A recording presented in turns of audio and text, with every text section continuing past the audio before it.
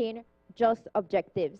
With your guidance, may all our endeavors tend to peace, social justice, liberty, national happiness, the increase of industries, sobriety, and useful knowledge. We pray, O God of mercy, for all of us that we may be blessed in the knowledge and sanctified in the observance of your most holy law, that we may be observed in union and in peace, which the world itself cannot give.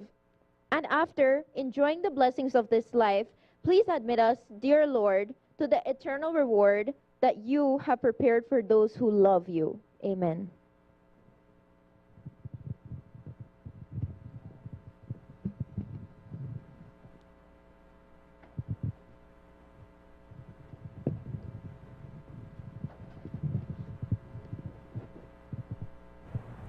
Announcements by the Speaker. Good morning, honorable ministers. As we begin today's sitting, I wish to extend a warm welcome to all members of Parliament, to our esteemed guests in public galleries, to the invited guests seated in temporary galleries in the courtyard downstairs, and to all those joining us from home and abroad. Good morning and welcome. I welcome you all to today's sitting of the House of Representatives for the 5th Annual National Children's Parliament 2025. As we gather in the month of November, observed as Universal Children's Month and marking the launch of the 16 days of activism against gender-based violence, including the International Day to Eliminate Violence Against Women on November 25th, the themes of protection, dignity, and empowerment are especially reflected in today's proceedings. I am pleased to announce the submission and endorsement of the Adolescent Preventive Health Protection Bill 2025 by the Ministry of Health and Wellness.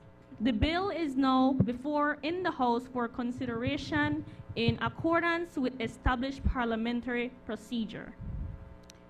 Before we proceed, members, you are reminding of Standing Orders 37, 38, and 44 concerning interruptions, content of speeches, and order of the House. The official language of Parliament is English. A member on his or her feet may only be interrupted on a legitimate point of order. With that clearly stated, my ruling on any such point is final. Honorable members, I thank you for your cooperation. Statement by Minister. I recognize Honorable Minister of Human Development, Family Support, and Gender Affairs.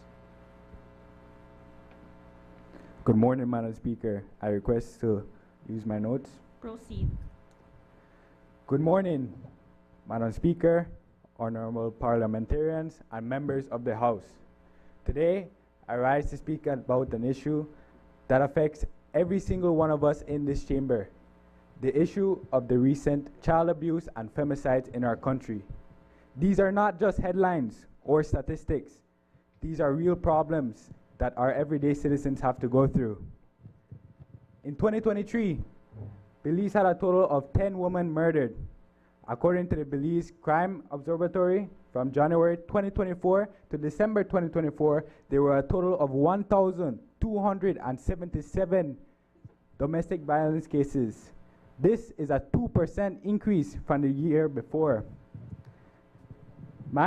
Keep in mind that over 95% of these cases were against females, and over half of that 95 was against minors under the age of 16. We are now in 2025, and just in the past month, up to October 24th, 2025, 5 women have been killed in 20 days. This is unacceptable. Belize regionally was in 3rd place of Central America with the highest femicide rates. At my young age, I have seen too many young lives taken too soon. Violence against women and children remains one of the most serious problems in Belize. Our femicide rate is among the highest in the region, and many cases of abuse go unreported because victims are afraid or do not trust in the system to protect them. We must strengthen our laws to clearly define and push gender-based violence. We have to create a system for children and women to receive support and educate families and communities so that violence is not seen as acceptable. Each of us has a role to play, whether we are leaders, teachers, parents, or young people. We all share the duty to protect the vulnerable. Let us build a Belize where every child feels safe and every woman can live free from fear. Thank you, Honorable Speaker.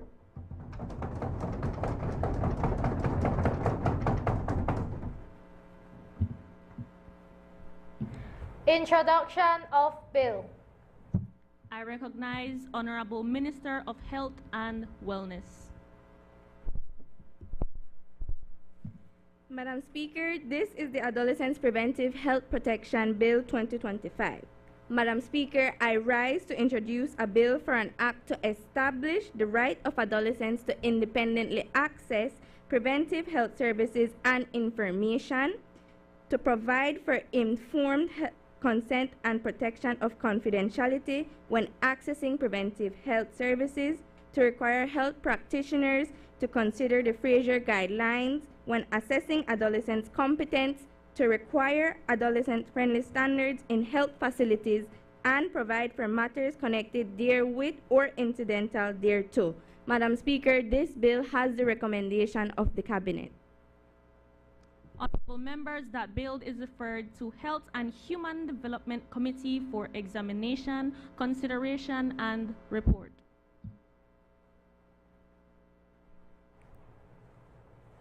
Bill for an act to establish the right of adolescents to independently access preventive health services and information, to provide for informed consent and the protection of confidentiality when accessing preventive health services, to require health practitioners to consider the Fraser Guidelines when assessing adolescent competence, to require adolescent-friendly standards in health facilities, and to provide for matters connected therewith or incidental thereto. I recognize the Honorable Minister for Health and Wellness.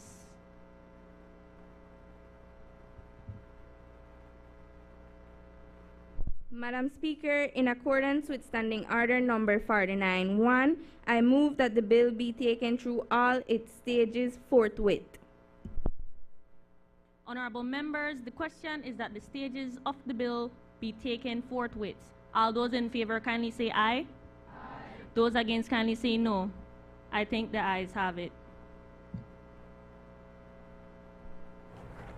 Motions relating to the business or sittings of the House. I recognize Honorable Prime Minister and Minister of Finance, Investment, Economic Transformation, Civil Aviation, and E-Governance. Madam Speaker, I move that at its rising today, the House adjourn to a date to be fixed by the Speaker.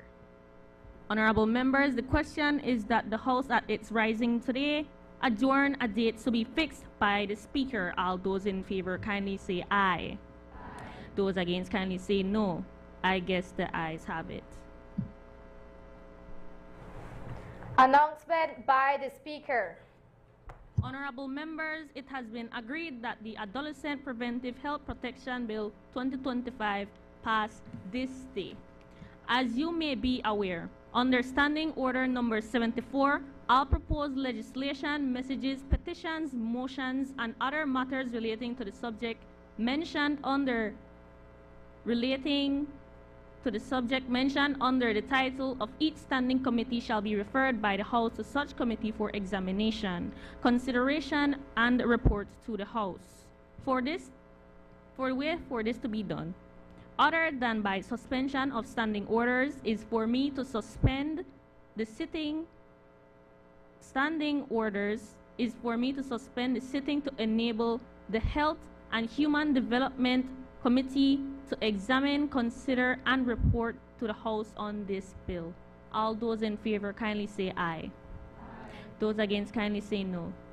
I guess the ayes have it. This sitting is therefore suspended until the Health and Human Development Committee concluded its business.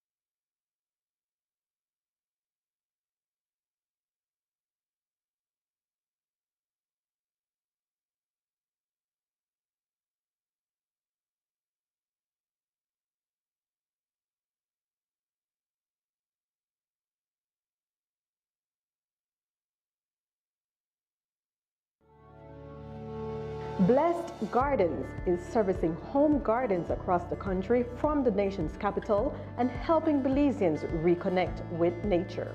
We have everything you need for your home garden, so get growing.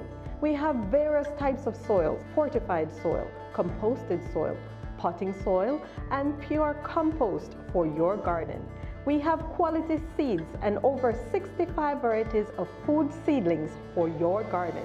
We even have organic insecticides available, EM soil treatment, and Polyshade for your excessive sun or rain.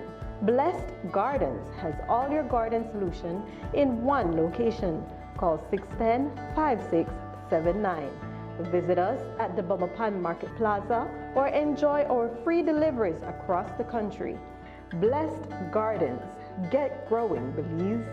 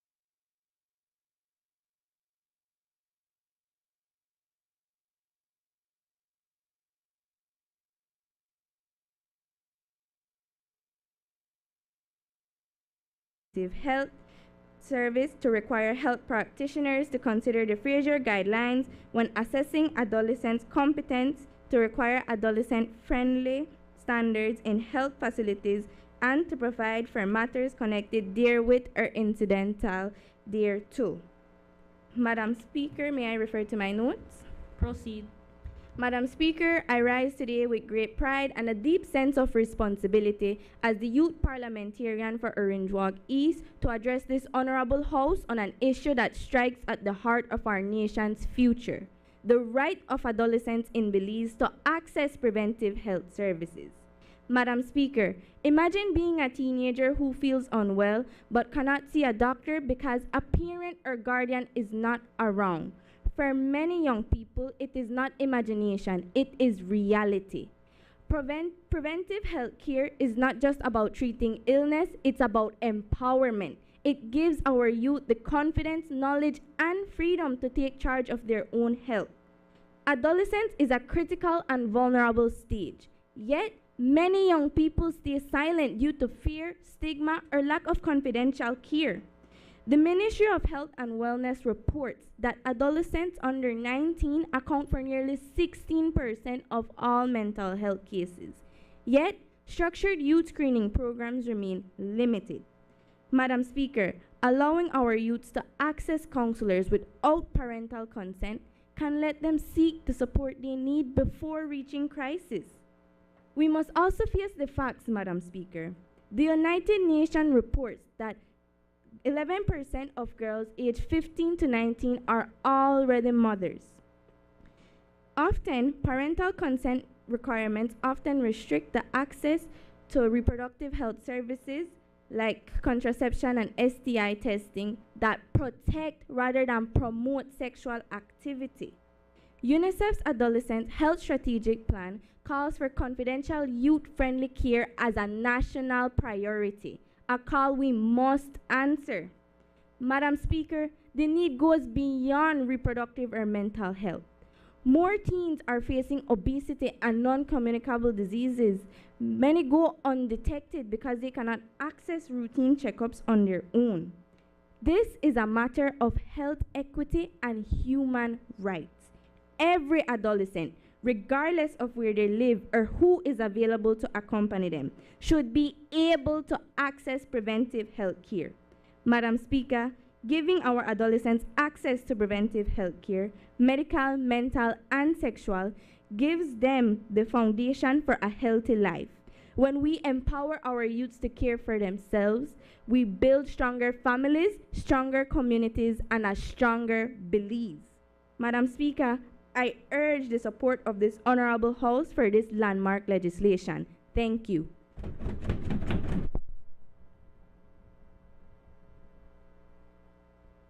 I recognize Honorable Leader of the Opposition. Good morning. Madam Speaker, may I refer to my notes? Proceed. Madam Speaker, I rise today to speak on the proposed bill to grant adolescents independent access to preventive health service. Let me be clear. From the outset, the principle of ensuring our young people have better access to health service is one that, in theory, every member on this side of the House can support. The health of our future generation is paramount. However, Madam Speaker, while we commend this honorable House for tackling the issue of the gap between those with the age of consent and access to preventive care, we must scrutinize the methods proposed in this draft bill. A closer look reveals a potentially damaging disregard for the role of the family and significant legal obscurity that will create chaos and not clarity. This bill, in its current form, is a step too far, too fast, and on a too shaky legal foundation. It attempts to grant adolescents aged 14 and older the right to vast range of services, including vaccination, mental health screening, counseling, and comprehensive reproductive and sexual health service, all without parental consent. This bill only allows for disclosure in limited circumstances, such as immediate risk of harm or diagnosis of a life-threatening condition. Tell me, why should a life-threatening condition be the only trigger for involving a parent? We are asking parents to trust the healthcare system to take over one of their most sacred duties. And that, Madam Speaker, is simply unacceptable. We are importing a concept akin to the Fraser Guidelines from the United Kingdom and mature minor doctrine from countries like Canada. But we are applying it to a broader suite of services. We are just not applying it to reproductive health, but routine checkups and vaccination. We are asking a general practitioner or nurse to make a complex, subjective, legal, and psychological judgment on the spot. What clinical guidance is being provided? How will this assessment be standardized? The bill simply says providers must explain benefits and risks in language appropriate to the adolescents. This level of ambiguity will lead to inconsistency and liability nightmares for our healthcare professionals. This bill, as draft, is not an answer. It's a problem disguised as a solution. It threatens the family, it compromises clinical practice, and it fails to establish a clear legal framework.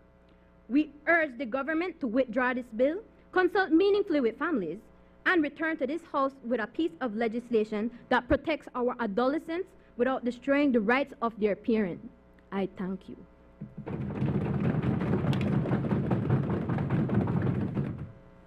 I recognize Honorable Prime Minister.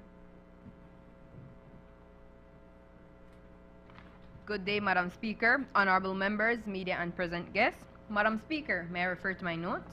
See. Madam Speaker, today I rise not only as Prime Minister and as a representative for Orange Walk Central, but as a voice for every young Belizean whose future depends on timely, respectful, and confidential access to health care. This bill marks a bold shift in how we treat adolescents here in Belize. According to the UN Convention on the Rights of the Child, a child is anyone under the age of 18. This is also echoed in our Belizean Constitution, which guarantees every person the right to life, dignity, and privacy. Section 14 protects each individual from arbitrary interference with their privacy, family, and homes. This includes adolescents seeking help. We must admit that parenting is in fact challenging. Many parents often work long hours, or some of them often juggle multiple jobs. And in impoverished communities and some deeply religious households, topics like sexual health and mental health are often considered taboo, leaving these young adolescents without spaces to voice their opinions and concerns. As leaders, we must recognize that silence and shame are not strategies for protection. This bill will allow adolescents to seek preventive health services like mental health support, reproductive education, and screening without needing parental consent. It does not aim to exclude parents, but it is aimed to protect those children, those adolescents, whose home environment may not support their needs. According to the National Adolescent Health Strategic Plan 2019 to 2030, developed by the Ministry of Health and Wellness with support of UNICEF and PAHO, adolescents aged 10 to 19 makes up approximately 20% of Belize's population. That is approximately 90,000 young Belizeans whose future is in our hands. Their health shouldn't be a side issue because it is a national priority. This bill is not about encouraging risky behavior. It's about protecting those adolescents who are already facing real-life risk. Imagine a teenage girl quietly crying from pelvic pain at her desk, but she can't do anything about it because she knows that her parents wouldn't allow her to see a doctor. No, that silence is not protection. It is only suffering. And I mean, some might fear that removing consent might encourage recklessness, but let us ask this House. Is ignorance safer than education? Is silence more protective than access? Denying contraception and STI testing does not decrease the dangers. It does not decrease the rising chance of STIs and teenage pregnancy. It only increases the danger that might come with it. We are not alone in this movement. Grenada, for instance, recently amended its laws to allow adolescents as young as 14-year-old to consensual and reproductive health services. Belize as a nation must not fall behind. We must lead with clarity and dignity without hesitation. The UNFPA policy debriefing entitled Empowering Young Belizeans, Eliminating Legal Barriers That Limit Access, developed by Belizean Authority, confirmed that legal and social barriers fuel the rates of adolescents' pregnancy, HIVs, and STIs. These outcomes are in fact preventable, but only if we act swift as a nation. Yes, safeguards are essential. This bill must set clear age limits, ensure counseling, and provide protocols to these health care. We can uphold autonomy while ensuring responsible care. So I ask this House, are we prepared to legislate not just for comfort, but for courage, not just for tradition, but for a genuine transformation with our adolescents? Let us pass this bill not to diminish parental roles, but to lighten their burden, not to encourage recklessness, but to empower responsibility, not to divide families, but to protect children who are the futures of Belize. Let us be bold, let us be Belizeans, and let us make a bold shift with this decision. Thank you.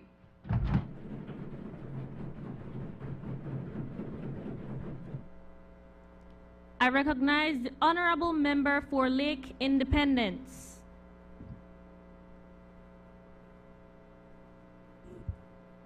Good morning, everyone. Madam Speaker, may I please refer to my notes? Proceed.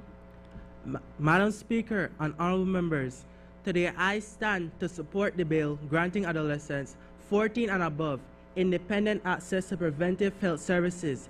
This is not about removing parents from their children's lives. This is about ensuring that young people, especially those without guidance or support at home, have a safe path when they need it. Madam Speaker, in Lake Independence alone, we have over 800 adolescents as of 2022.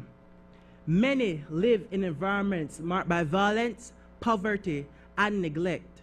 Some face abuse from the very adults meant to protect them.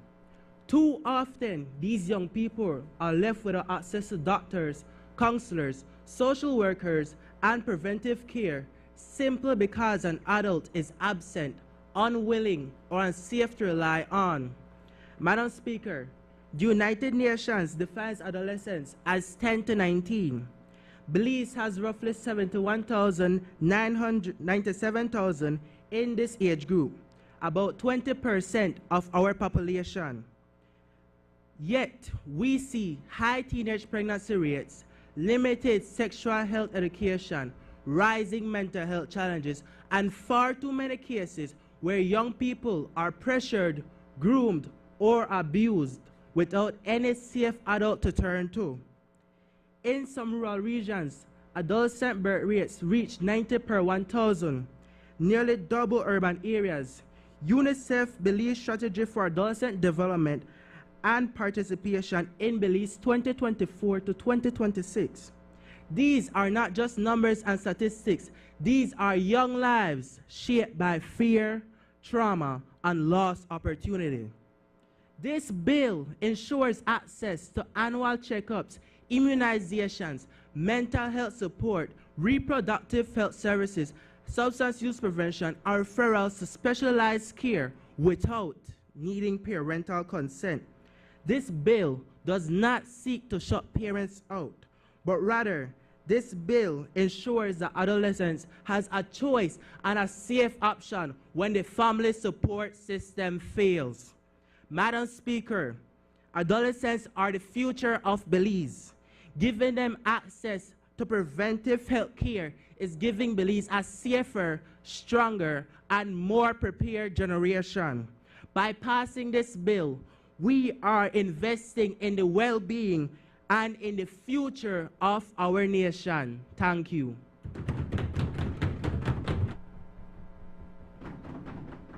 I recognize honorable member for Corozal North. Good morning, Madam Speaker. May I please refer to my notes? Proceed.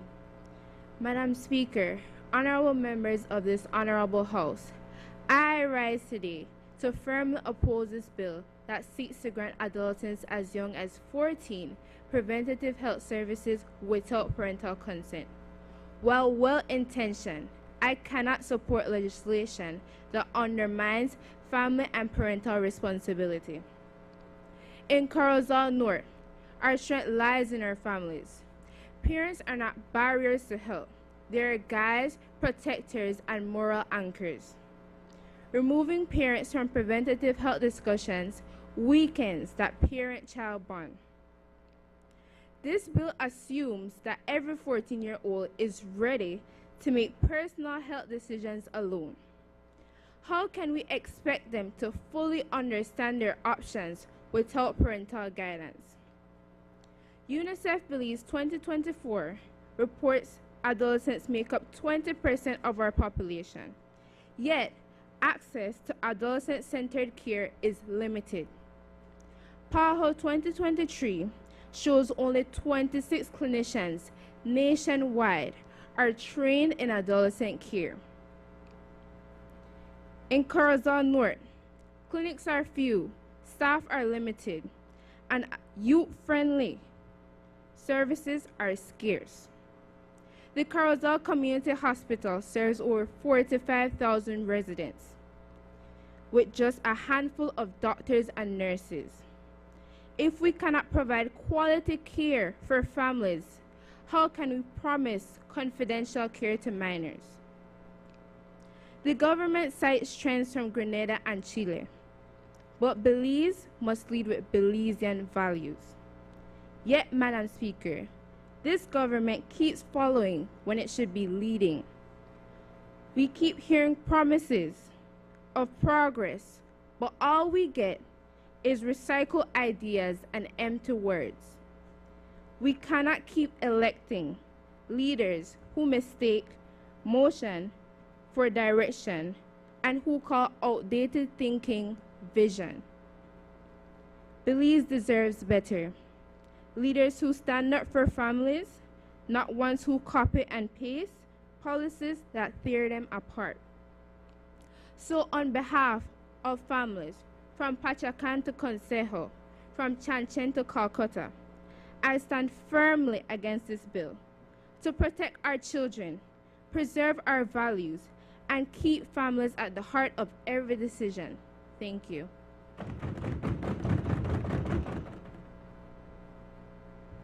I recognize Honorable Member for Freetown.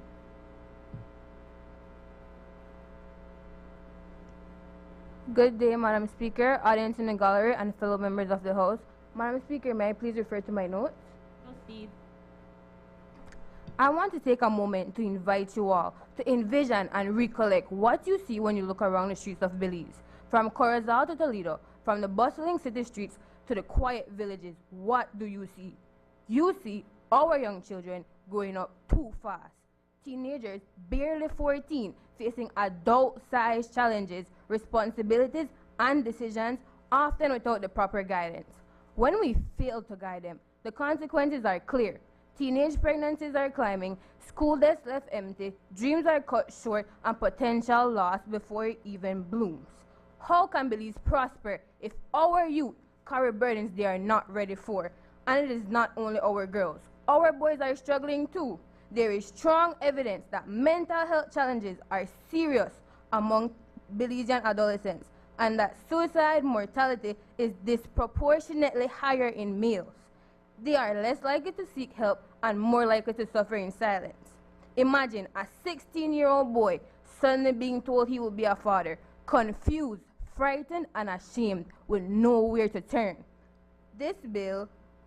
Passing this bill gives adolescents aged 14 and older independent access to preventative health care, mental health support, annual checkups, vaccination, and credible, confidential information.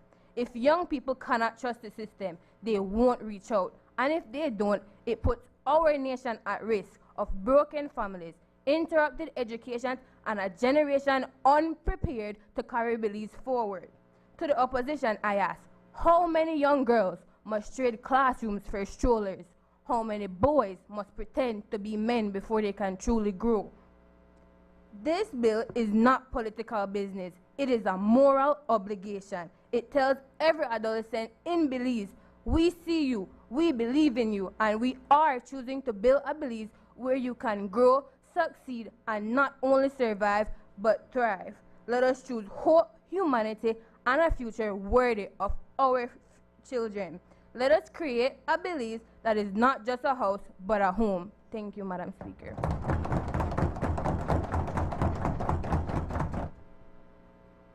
I recognize Honorable Member for Collett.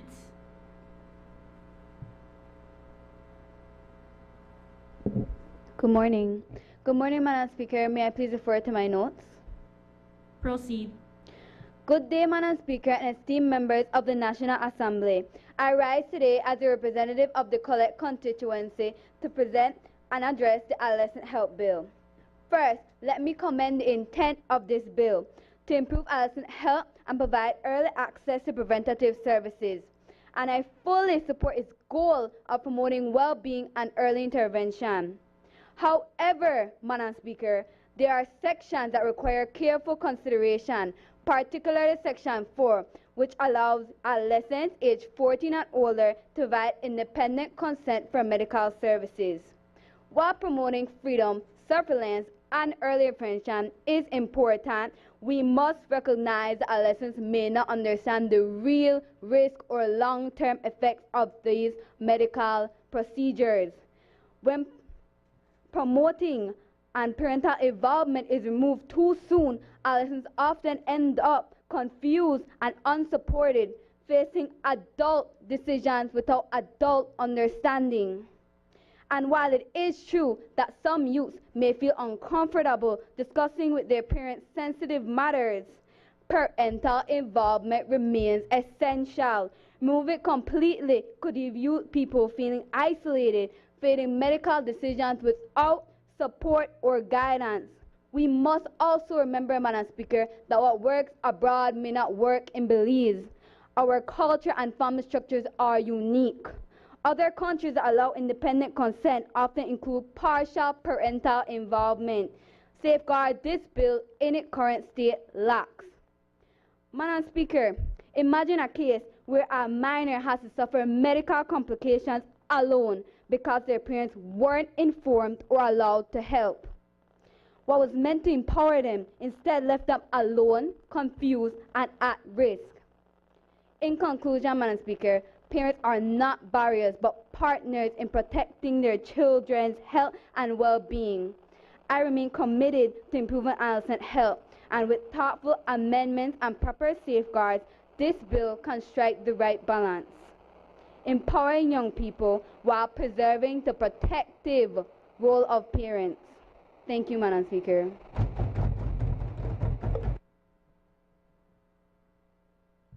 I recognize Honorable Member for Orange Walk South.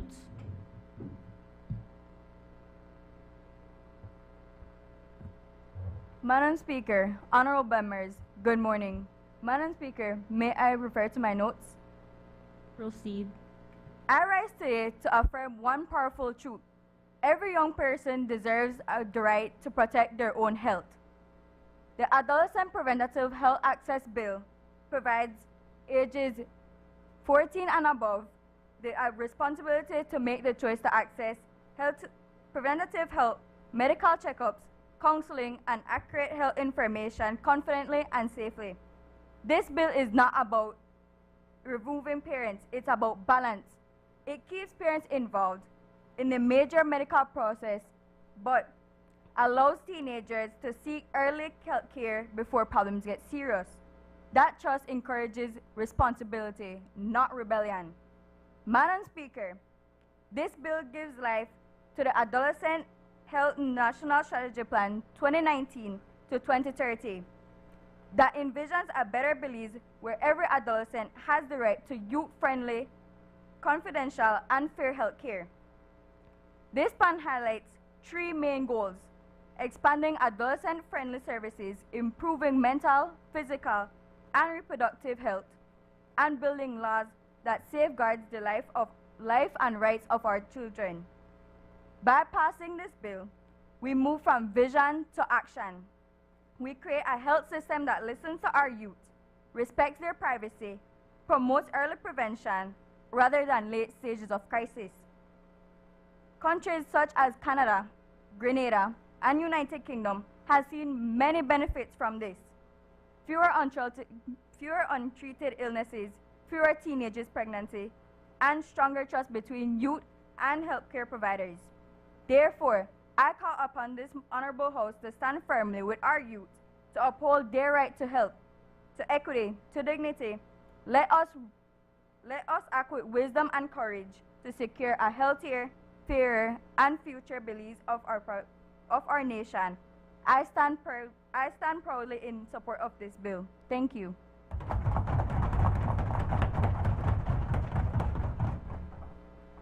I recognize Honorable Member for Mesopotamia.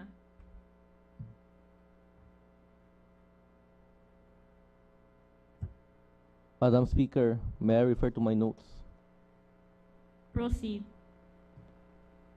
Madam Speaker, honorable members, I rise today with respect for what this bill seeks to achieve. Its heart is in the right place, giving young people better access to overall health care. However, Good intentions alone do not guarantee good outcomes. As written, this bill gives full medical consent to 14-year-olds without clear rules, proper guidance, or the support systems that make consent meaningful in the first place. That is not empowerment, that is exposure. It risks confusion for families, pressure for Belizean clinics, and uncertainty for the very teens we want to protect. We can do better, and we can do it together. Raise the age of access from 14 to 16, as that is already the age of consent here in our country of Belize. For younger teens, allow access through a clear maturity assessment that is fair, consistent, and conducted by trained professionals, so we can make sure that they have the maturity level to go through these procedures in the first place. Define the process, document the decision, and make it accountable. Now, a law without funding is simply just words on a paper. It's just simply pointless if we do not give a proper guidance of what we should do in the first place. We must fund them and train for them, pilot the approach, learn from it, and expand it when it proves safe, effective, and trusted. Now, do not get me wrong. Do not get me wrong at all. This is not an attempt to block this change. It is a call to action. It is a call to build trust, protect our youth while keeping families part of the solution. That is responsible leadership. That is real progress. And as God as my witness, let us get this right for our beautiful country of Belize. Thank you, Madam Speaker.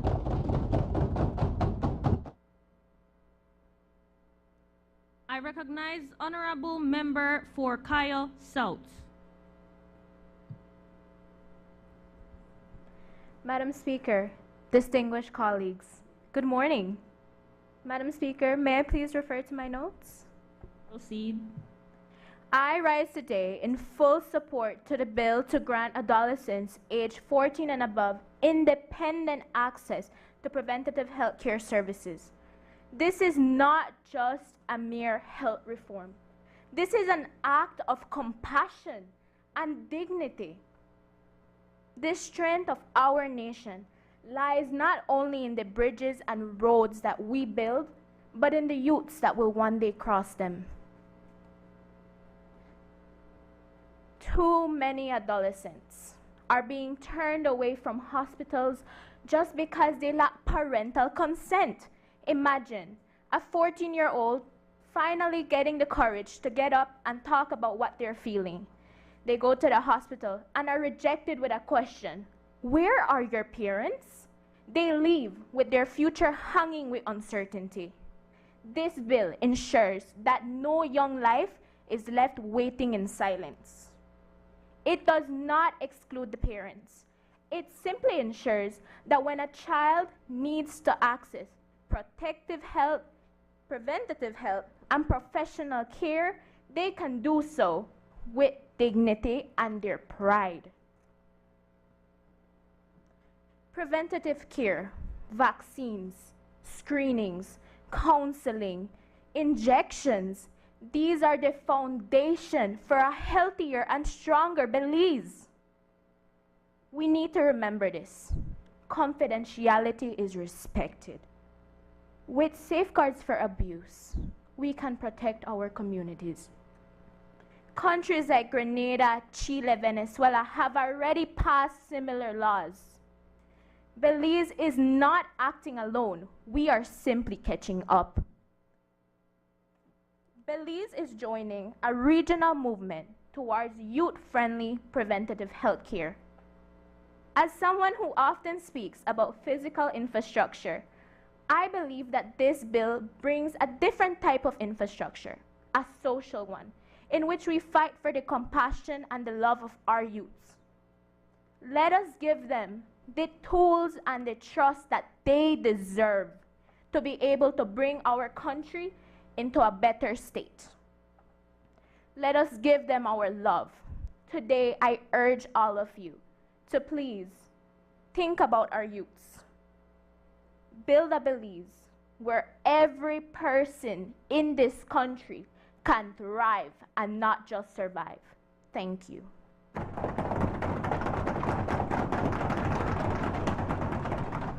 I recognize Honorable Member for Stan Creek West.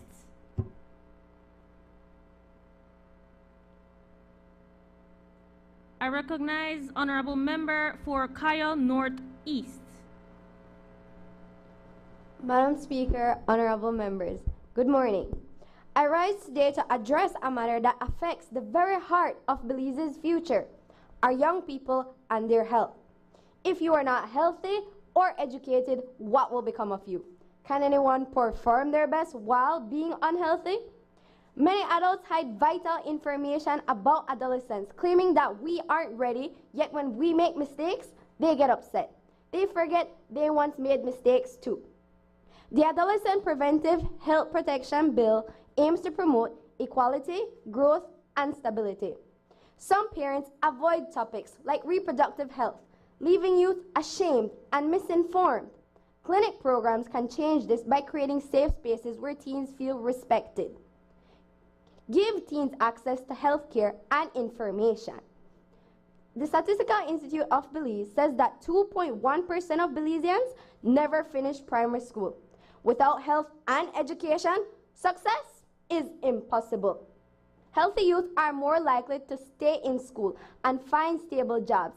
Again, give teens access to health care and information. Prevention is better than cure. Without this, they won't just lose hope, they'll lose the ability to build a better Belize. Now, mental health is no longer taboo. Many youth struggle while parents dismiss their pain. Health programs can teach empathy, reduce violence, and help us process trauma. Recognizing mental health early won't just allow for positive school and community engagement, it will allow for a better Belize. In conclusion, Madam Speaker, the Preventative Adolescent Health Protection Bill won't just teach youth to stand up for themselves, it will shape a healthier Belize. This generation is our future. What will happen if that future is unhealthy? Thank you.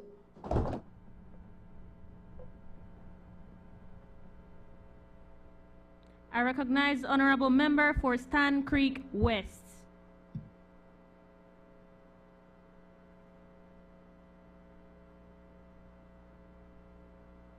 Hello. Okay. Madam Speaker, may I refer to my notes? Proceed. Good morning, Madam Speaker, honorable members, media, and distinguished guests. Today, I stand against the proposal to allow adolescents access preventive health care without parental consent. While the goal may be to promote adolescent autonomy, this policy creates more risks than benefits. At 14, teens are still developing both mentally and emotionally. Research shows the prefrontal cortex, the part of the brain responsible for decision-making and impulse control, does not fully develop until the mid-20s. Therefore, expecting young teens to make medical decisions is unrealistic. They may not understand the long-term consequences, risks, or side effects. Parents offer wisdom and guidance needed for responsible choices. Excluding parents from their child's medical care undermines the family's trust and could lead to miscommunication or harmful outcomes. Parents are not obstacles, they are protectors and advocates. They need to be informed about the conditions and treatments for their children so they can provide care, emotional support, and follow-up when necessary. Moreover, this policy places healthcare providers in difficult ethical and legal positions. If a minor consents to a treatment or something goes wrong, who is responsible? Such uncertainty could compromise both the safety of the adolescent and professional integrity of the provider. In conclusion, while improving adolescent access to healthcare is important, granting full independence is premature. Teens need guidance, not secrecy. Partnership, not isolation. Together, let's strengthen communication between families and health professionals to ensure young people stay healthy with their parents by their sides. Thank you.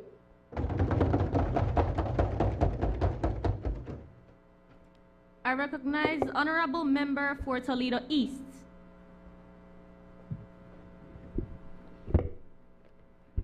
Good day, Madam Speaker, honorable members, and fellow citizens of Belize.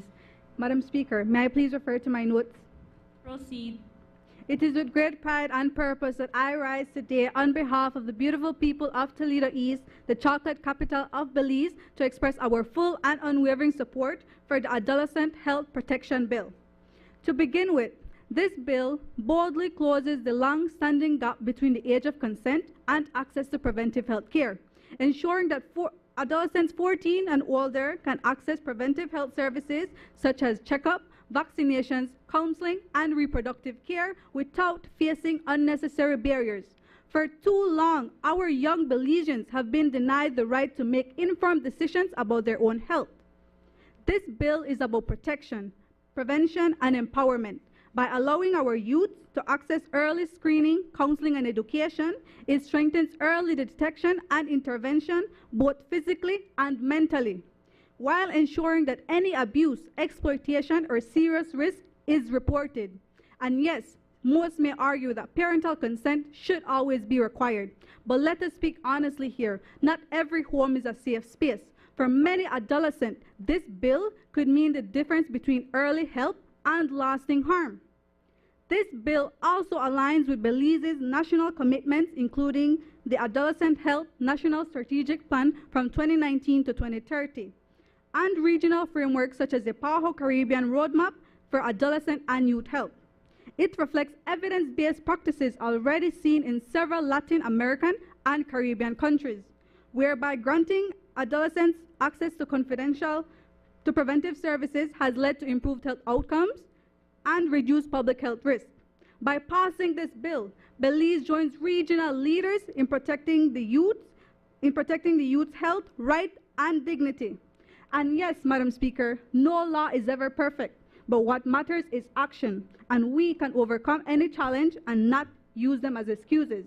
In closing, as the area representative for my beautiful people of Toledo East, I proudly stand in full support of this motion and its effective execution.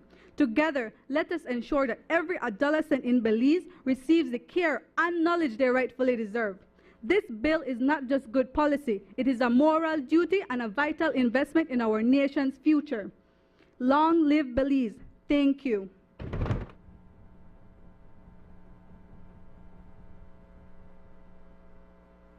I recognize Honorable Member for Orange Walk North. Honorable Speaker, members of the House, and young people across Belize. Madam Speaker, may I reference my notes? Proceed. Once again, we are here because the government has neglected to do their job and now are pretending to care. Today, they bring a bill that allows adolescents 14 and older to access preventive health services without parental consent.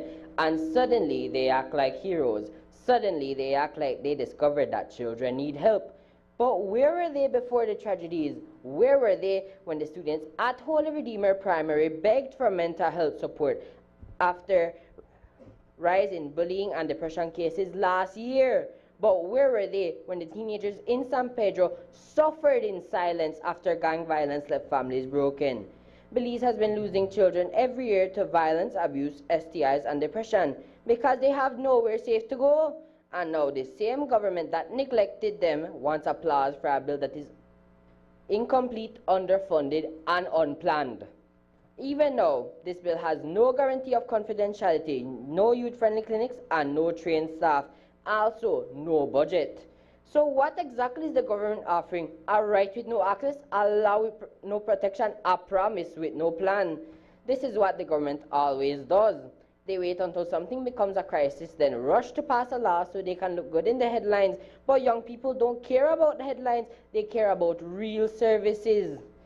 So yes, I, Orange Rock North area representative, support the idea behind this bill, but we refuse to rubber stamp an empty political showpiece. If the government is serious, then show the money, show the clinics, show the training, and show the plan. Until then, Belize youth do not need another speech. They need real action. Thank you.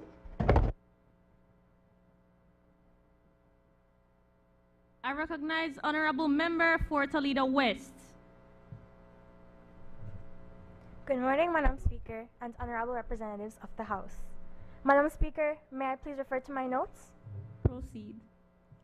As the representative for Toledo West, I stand proudly in support of this bill that grants adolescents aged 14 and older the right to access vital preventative health services, vaccinations, mental health care, and reproductive health care without needing parental consent. To me, this bill is about trust, dignity, and hope. Too often, our young people stay silent when they need help most, fearing judgment or lack of the support that they rightfully deserve. This is especially true for the youth of the rural areas of my constituency, in places such as San Pedro, Colombia, and Jalacte, where they face many barriers that include cultural stigma and limited access to education. By passing this bill, we are giving them the voice and the power to take charge of their own health and future. Believe me, our youth are capable, responsible, and deserving of respect. This legislation ensures that they can make informed decisions regarding their own health, protecting it while also strengthening their families and communities. In short, this bill is more than just a policy. It is a promise that we believe in them. Additionally, this bill follows proven modules from countries all around the world, in places like Canada, the United States, and the United Kingdom, where similar laws have saved lives, improved access, and protected confidentiality. Belize can and should do the same. If we pass this bill, we will see real change. Adolescents will receive health care early. They will receive mental health support early, and they will seek care safely and privately. This means healthier communities, fewer illnesses, and a generation of young people who feel empowered and valued. Madam Speaker, no bill is perfect, but this one is responsible and ethical. It includes safeguards so that medical professionals ensure that the adolescent truly understands what they are being told before giving consent. It is compassionate, thoughtful, and fair. In closing, Madam Speaker, this bill is our chance to shape a stronger, healthier, and more equal Belize. Let us stand with our youth, break down the barriers that they face, and create a future where every young person can access care without fear or shame. Thank you.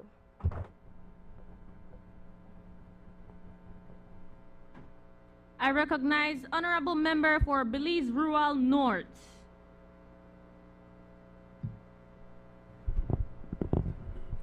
Good morning, Madam Speaker, honorable members, and guests. Madam Speaker, may I please refer to my notes? Proceed. Madam Speaker, I rise today to present the Adolescent Health Act, a bill designed to grant adolescents 14 years of age and older the right to independently access essential preventative health care services. Health is not a privilege, it is a human right. Yet, too many young Belizeans face barriers when seeking services. Fear, stigma, and the need for parental consent often stop them from getting help. These barriers do not protect our youth, they endanger them. In Belize Rural North, we have 23 communities which are served by 4 centers. These centers are in Crooked Tree, Mascal, Double Head Cabbage, and Burrell Boom. Having these health centers providing reproductive health services would be an asset. Now, if a young girl from Moscow who is sexually active and needs contraceptives, she can visit the health clinic in her community instead of traveling to Belize City. I would like to see this bill go through so that my communities would have continuous access to health care. The Adolescent Health Act will ensure that you can safely access HIV testing and counseling, reproductive and mental health services, and regular medical checkups, all in a confidential and supportive, youth-friendly environment. Healthcare providers will be trained to guide adolescents respectfully and responsibly. Madam Speaker, This bill is about more than health. It is about hope and opportunity. When our youth are healthy, they can remain in school, chase their dreams, and contribute to Belize's progress. By passing this act, we affirm our duty to protect and empower the next generation, ensuring no young Belizean loses their potential to silence stigma and neglect. Thank you, Madam Speaker.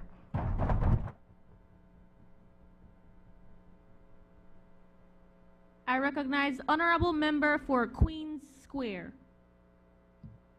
Good day, Madam Speaker, honorable members. Madam Speaker, may I please refer to my notes? Proceed. I want to make it clear that I genuinely support this bill. We all want our young people to be happy, healthy, and safe. The goal that no teenager faces a health crisis alone is one I wholeheartedly support. Madam Speaker, but as someone who thinks about how our systems actually work for our people, I have a real concern. This bill feels like we're giving a young person, a keys to a car without first ensuring they have the proper training or understanding of the journey ahead. Granting a 14-year-old legal right to healthcare is one thing, but are our clinics truly ready for them? If not, we're setting both our clinics and our young people up for a unsuccessful and stressful experience. So I have a few humble suggestions to make this bill stronger. First, let's pair this new right with a promise. Let's amend the bill to include plan and funding to train our healthcare workers in adolescent-friendly communication. Second, let's add a layer of support. Let's task the ministry with creating clear and simple resources that explain these new rights and encourage young people to bring an adult when they feel safe to do so. We should build bridges for our families, not walls. Finally, Madam Speaker, let's ensure that this isn't an unfunded mandate. Our clinics must have the private spaces and staff to make this bill into practice. This bill has the right destination. Let's work together that we ensure our young people, the journey is safe and successful for all our young people. Thank you, Madam Speaker.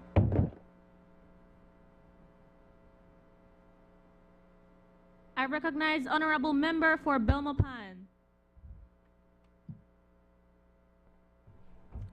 Madam Speaker, Honorable Member of this Youth Parliament, good morning. Madam Speaker, may I refer to my notes? Proceed.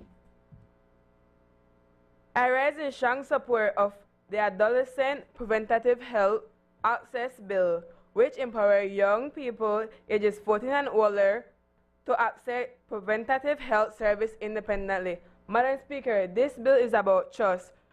It's about trusting that young people can make responsible decisions about our health, to seek information, to act before problems become escalate. Too often, young people stay silent, afraid, or ashamed. Some avoid clinic because they fear judgment or dismissal.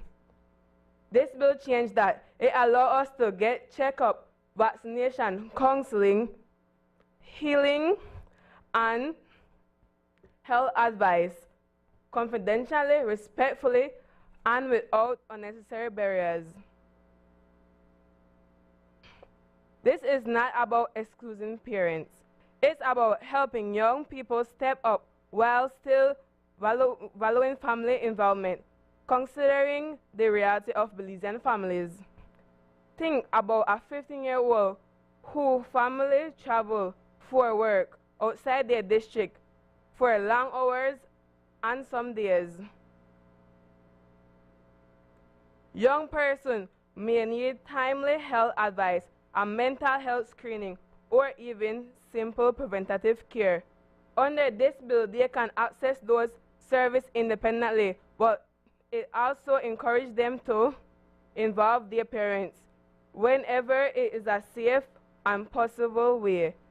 It protects us privately, but it does not push away families. Instead, it supports their health, communication, safety, decision, and strong relationship. This bill recognizes that if a young person understands medical service, purpose, benefit, and risk, they should be allowed to consent.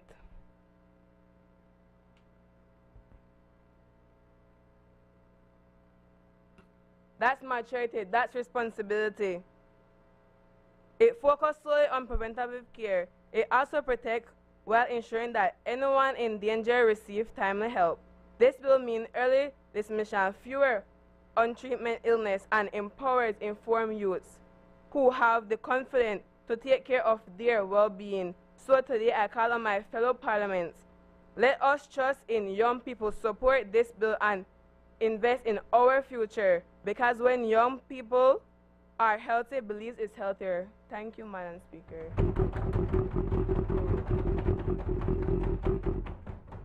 I recognize Honorable Member for Pickstock.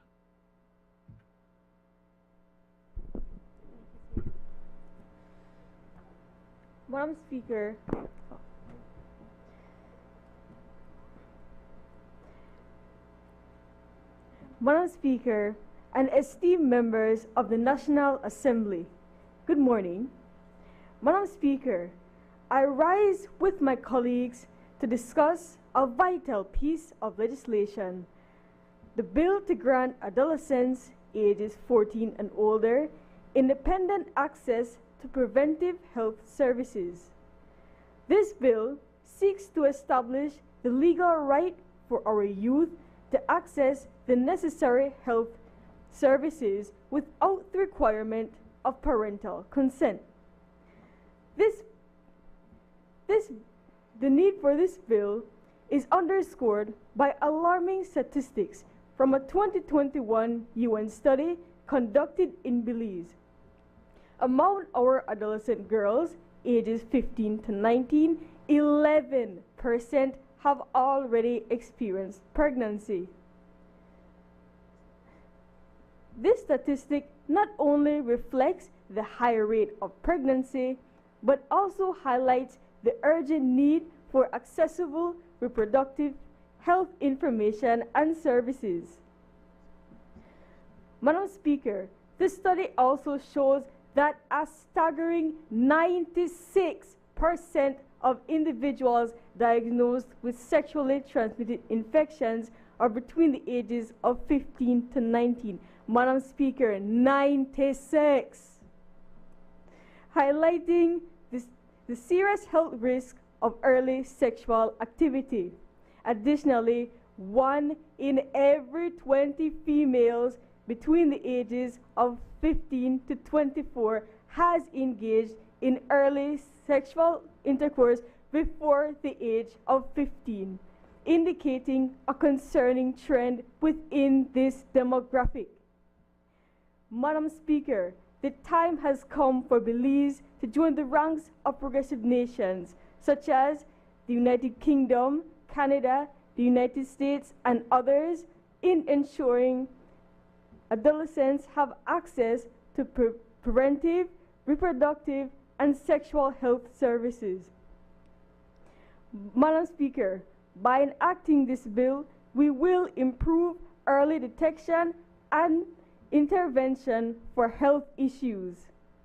By ensuring youth have access to mental health screenings, counseling, and education on reproductive health, including contraceptions and STI testing. In closing, Madam Speaker, as the area representative for the Pickstock Division, and Minister responsible for youth, I support this bill as it aligns with international standards, including the Convention on the Rights of the Child. It emphasizes adolescents' rights to health, information, and privacy, affirming their autonomy in making informed health decisions. Thank you, Madam Speaker, and everyone.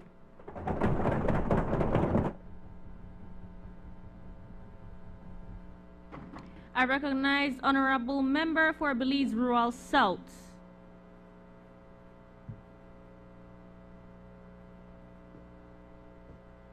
Greetings, Madam Speaker and honorable members of the House. Madam Speaker, may I refer to my notes? Proceed. I rise today on behalf of the people of Belize Rural South to address this proposal regarding independent access to preventive health services for adolescents as young as 14 years of age. While I wholeheartedly support the goal of strengthening adolescent health care in Belize, I must express my reservations about granting this privilege to individuals at such a formative age. Scientific evidence demonstrates that adolescents are still undergoing significant neurological changes, particularly in the prefrontal cortex, which governs decision-making and impulse control. Researcher Thomas Armstrong in The Power of the Adolescent Brain 2016 surmises that this area doesn't fully mature until the early to mid-20s, leading adolescents to make decisions based solely on emotional influences and impulses. Additional studies also highlight our adolescents' inability to regulate emotional impulses and make sound judgments. These findings raise real concerns about their ability to understand risk and provide informed consent for sensitive health decisions such as mental and reproductive health.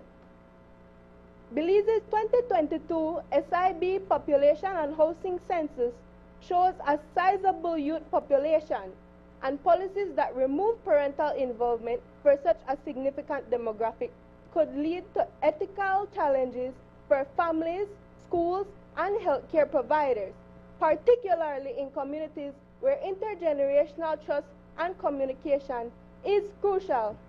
In conclusion, Madam Speaker, while it is essential to ensure adolescents have access to youth-friendly and confidential care, we must carefully balance autonomy with protection, and rather than lowering the age of independent consent to 14, we should focus on strengthening parental communication and guided consent processes so that our youth are supported in decision-making, rather than being left to navigate these complex decisions alone. Thank you, Madam Speaker.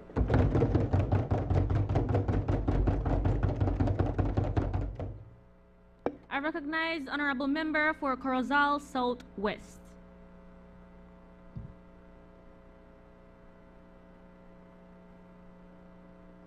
Madam Speaker, honorable members of the House. Madam Speaker, may I refer to my notes? Proceed. I rise to address the bill granting adolescent age 14 and older independent access to preventative health services. Let me begin by saying I fully support the intent behind this bill. We all share the goal of improving access to health care for our young people. Adolescents deserve services that protects their well-being and fosters trust in the healthcare system. At its heart, this bill advances Belize's commitment to the Sustainable Development Goals, such as SDG 3, Good Health and Well-being, SDG 4, Quality Education, SDG 5, Gender Equality, SDG 10, Reduce Inequalities, SDG 16, Strong Intuitions, by ensuring fairness, inclusion, and accountability in adolescent health care. However, while I support the bill's objectives, I have serious concerns about its current form. Unless these issues are properly addressed, the bill risks doing more harm than good to the families, healthcare providers, and even to the very adolescent it aims to serve. Our laws consistently recognizes that persons under 18 lack full capacity to make major decisions, such as marrying, voting, or even entering contracts. Yet this bill creates an exception for healthcare decisions without explaining why medical choices should be treated differently.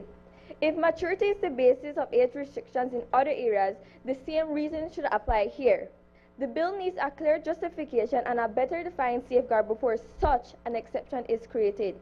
This bill effectively sidelines parents while they still bear full legal and financial responsibility for their children. Parents know their children best and often their strongest advocates. Removing them from key health decisions may damage the very relationship that keeps adolescents safe and supported. We can protect young adolescents without excluding parents entirely. Madam Speaker, there are balanced ways to achieve these same goals. I recommend expanding comprehensive health education for adolescents and their parents and establishing adolescent-friendly clinics that encourage confidentiality but maintain family partnerships. These reforms will strengthen adolescent health services without undermining parental trust or professional integrity. Madam Speaker, I support the intent behind this bill, but not its execution. It is legally uncertain, operationally weak, and practically unready. Without thoughtful revision, consultation, and proper safeguards, it could evolve into a legislation that generally improves access and care for this youth. Until then, I urge this Honorable Chamber to defer this passage, refine the bill, and bring forward a version that balances adolescents' right and parental responsibility and system readiness. Thank you, Madam Speaker. I recognize Honorable Member for Fort George. Good day, Madam Speaker, members of the House, and invited guests. Madam Speaker, may I please refer to my notes? Proceed. This morning, in fact, right now, if my 14-year-old child who required medical attention tried to reach me, he would be unable to. Why? Well, I'm here. I am working, as many parents are right now. Why should he suffer rather than be able to consent to his own medical treatment? If adolescents can legally work from the age of 14, why can they not legally access their own health care? Internationally, places like Grenada have lowered their own age of civil responsibility from 18 to 17, acknowledging that maturity is not based solely on your age. Informed decisions are not based solely on your age. Grenada is the Caribbean. Due to our cultural similarities, I can be sure that the implementation of this bill will be beneficial to our Belizean youth. Your concerns for their access to reproductive health are valid, but data from the US shows that STIs and teen pregnancies have significantly reduced once their adolescents were granted access to such a bill. Concerns about different things, like I said, are valid, but we cannot control adolescents' decisions or choices. Whether our age of consent remains at 16 or not, there are the few adolescents that will still be sexually active before then. What are we to do about them? We can't disregard them. We must not disregard them. Instead, we should acknowledge and support them in this policy age gap. Madam Speaker, like my people of Fort George say, let us blaze our fire. My fellow parliamentarians, please implement this bill so that we can light our adolescents' torches. This is our action. Thank you.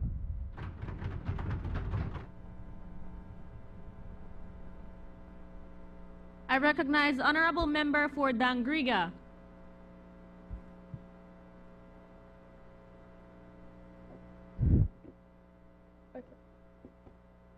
Good morning, Madam Speaker and honorable members of the House. Madam Speaker, may I use my notes? Proceed. Today, I rise not in full endorsement of the Adolescent Health Access Bill, but in support of parts of its purpose and in opposition to some of its present ideas. I see the bill's goal, to grant adolescents aged 14 and above independent access to preventative health care, and I completely understand the importance of enabling youths to make responsible decisions about their health. This vision conforms to Belize's duty to protect our children. But, Madam Speaker, while I understand the bill's intent, I cannot fully support it as it stands. This bill places a heavy burden of responsibility on healthcare providers to make decisions on adolescents' maturity and informed consent, leaving nothing to guide these decisions. Without clear standards, the choice will be made from clinic to clinic, leaving room for inconsistency, injustice, and confusion. In addition to this, the bill fails to specify what preventative measures will be taken. This uncertainty invites misinterpretation. To combat this, a well-revised list of medical services must be provided by medical professionals. Another issue is confidentiality. While confidentiality is to be respected, it must not outweigh a healthcare provider's duty to protect an at-risk youth. Where abuse or illness may be present, this bill must clearly require the healthcare professional to act both legally and quickly. To ask them to solve issues that are so delicate without proper training can expose both them and our adolescents to danger. In short, I believe in what this bill aims to do, but not in the way it aims to do it. We can turn this bill from a promising policy into a real bill that protects and serves Belize's children. Thank you. I recognize the honorable member for Corozal Bay.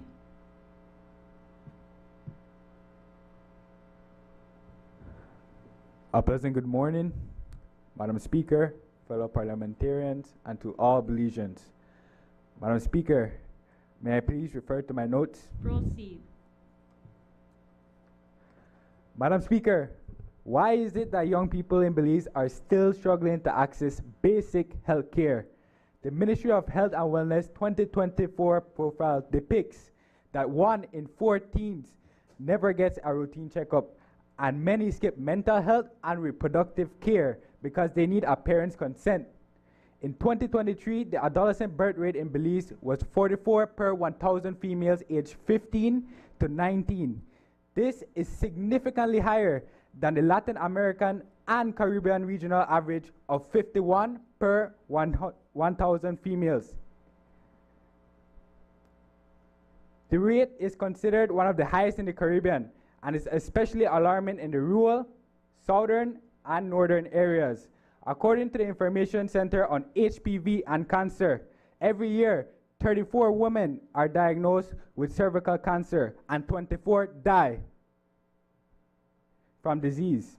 This is a direct result of our young, vulnerable youth having poor access to health care such as HPV vaccines, contraception, and proper, safe, and trustworthy health information.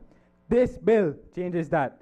It gives adolescents aged 14 and older the right to preventative health care on their own, removing all stigma and fear, ensuring confidentiality. I speak on behalf of my Corozal youths and all youths in Belize when I say this bill is long overdue. The goal, Madam Speaker, is simple: to protect the youths, detect health problems early, and to give them the right to remain healthy and well-informed. The National Commissions for Families and Children drafted this bill to close the gap between the age and the real access to health care. Ergo, we must admit there is a contradiction. The legal age of sexual consent in Belize is currently 16, yet this bill offers 14-year-olds and older contraceptives and reproductive information. Some may see this as a contradiction. However, this bill does not promote early sex. It promotes safety and prevention.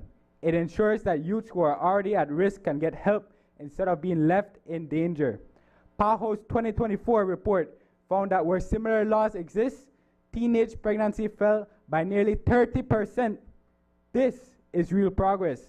When we have a generation that is educated and making sound decisions for family planning and health, our Belize grows economically and healthier. So let us move forward, Madam Speaker. Let us protect our adolescents. Not later, but now. Let us provide our youth with trust in the health system and build a better future for all. Thank you.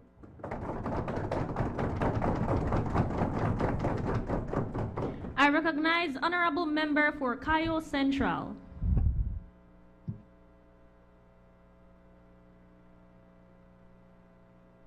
Good day, Madam Speaker and honorable guests. Madam Speaker, may I request to use my notes? Proceed. Madam Speaker and honorable members to the House, I rise on behalf of the opposition and the people of Cayo Central to share my views on the bill to grant adolescents aged 14 and older independent access to preventative health services. First, I acknowledge the good intention of this bill. It aims to keep our young people safe by giving them access to checkups, counseling, and access to information that can prevent serious health issues. This is an important step to protecting our youth and their mental well-being.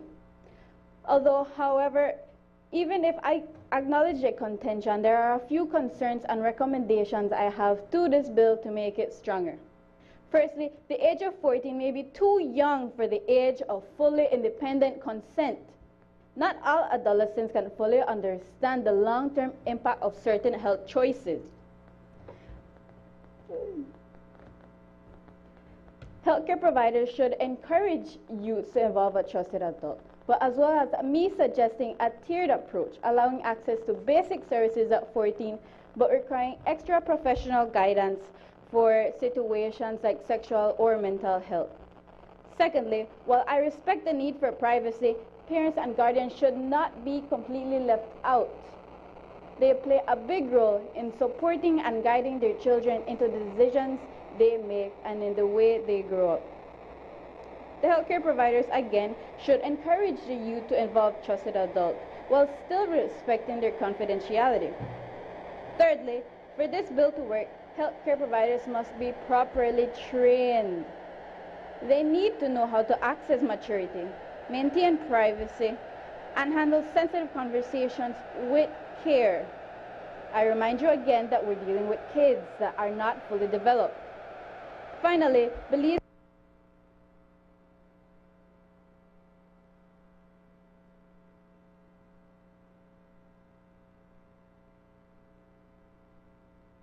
truly means.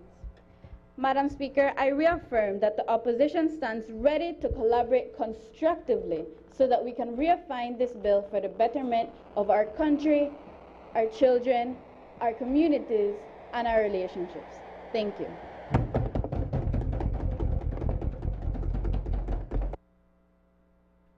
I recognize the honorable member for Belize Rural Central.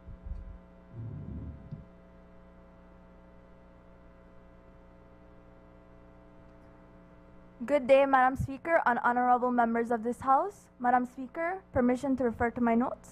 Proceed. I rise today as a proud representative of Belize Rural Central to express my strong support for the bill to grant adolescents independent access to preventative health services. To begin, the reality is that in Belize, too many young people are often turned away from clinics simply because they come alone. They want help, but our system says, come back with an adult. Not because anyone wants to deny them care, but because our health rules were written for another time, a time when families lived closer and healthcare was easier to reach. Furthermore, in many of our communities, parents work miles away or guardians aren't always around. So when a young person decides to visit a clinic for help, maybe for a mental health check, a vaccination, or just advice, they are often told to return with an adult. And by the time they do so, the damage might already be done. This bill changes that. It gives adolescents aged 14 and up the right to confidential preventative care, such as mental health checks, nutrition advice, and vaccinations like HPV, tetanus, and flu that help protect their future. In addition, other countries, such as Grenada, have already taken steps to expand access for minors. But Belize can and should go further. We still face one of the highest adolescent birth rates in the region. 55 births for every 1,000 girls aged 15 to 19. Early and confidential care can help prevent these challenges and even save lives. At present, Belize spends around 11 to 12% of its national budget on health, much of it treating illnesses that could have been prevented through early intervention. In conclusion, Madam Speaker, I believe this bill represents Belize choosing trust over fear and progress over silence. It sends a clear message to our young people that your voice matters, your health matters, and your country believes in you. Thank you.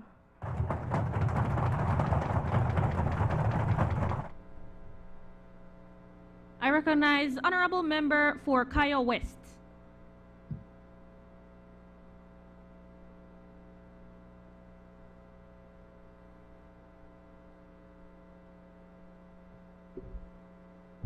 Greetings, Madam Speaker, honorable members of the Parliament, and everyone watching. Madam Speaker, may I please refer to my notes? Proceed. I proudly rise today in representation of the people of Cayo West. My fellow colleagues have given you reasons as to why this bill is important and essential for our nation. However, today I come with a humble suggestion. I believe as we move forward with this bill, we must take a serious look at the treatment that our healthcare services are providing.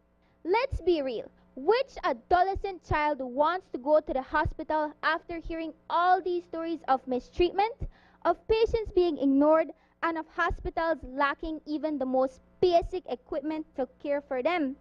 How do we expect our parents to feel at ease knowing that their children will enter a system that has already failed so many? On October 25th, 2025, an elderly man lost his life while waiting for medical attention at the Northern Regional Hospital. This heartbreaking tragedy forces us to ask, if our elders can be left behind, how do we expect our youths to be taken care for any better? This is why I urge the government to conduct a full screening of the entire healthcare sector to examine how services operate, how patients are being treated, and how we can ensure quality care for every Belizean, especially our youth. Madam Speaker, I want to make it clear that I fully support this bill. My only plea is that as we move forward, we take the necessary steps needed to strengthen and restore the trust in our healthcare system. And as we work together towards this goal, may God guide our leaders with wisdom and bless our nation with hope and healing. Thank you.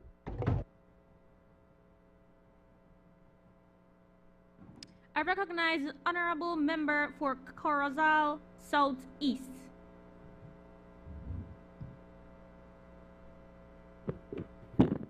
Good morning, Madam Speaker and honorable members. Madam Speaker, may I refer to my notes?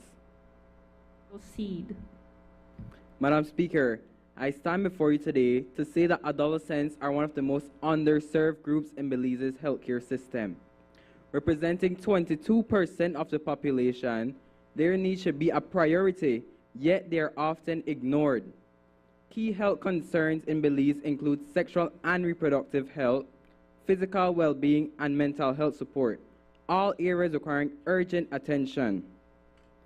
Data from the Belize Health Information System shows that between 2014 and 2016, the attempted suicide rate among adolescents aged 15 to 19 rose by 39% annually, nearly tripling by 2017 compared to 2014. This age group now has the highest rates of attempted suicide in the country, underscoring the critical need for accessible, youth-friendly counseling and support. Sexual and reproductive health is equally concerning. A new 7th survey from 2014 revealed that in Corozal Southeast, the average age for first sexual encounters is 16. Adolescents across Belize face significant challenges to their sexual and reproductive health, especially those in remote or underserved areas. The country has seen rising adolescent birth rates, the highest HIV incidence in Latin America, and high sexual activity rates among out-of-school youth.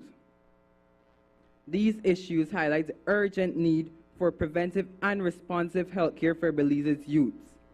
Adolescents deserve safe, confidential, and non-judgmental services to manage their health without barriers like waiting for parental consent. It is time for Belize to take action and ensure all adolescents get the care they deserve and they need. Thank you, Madam Speaker.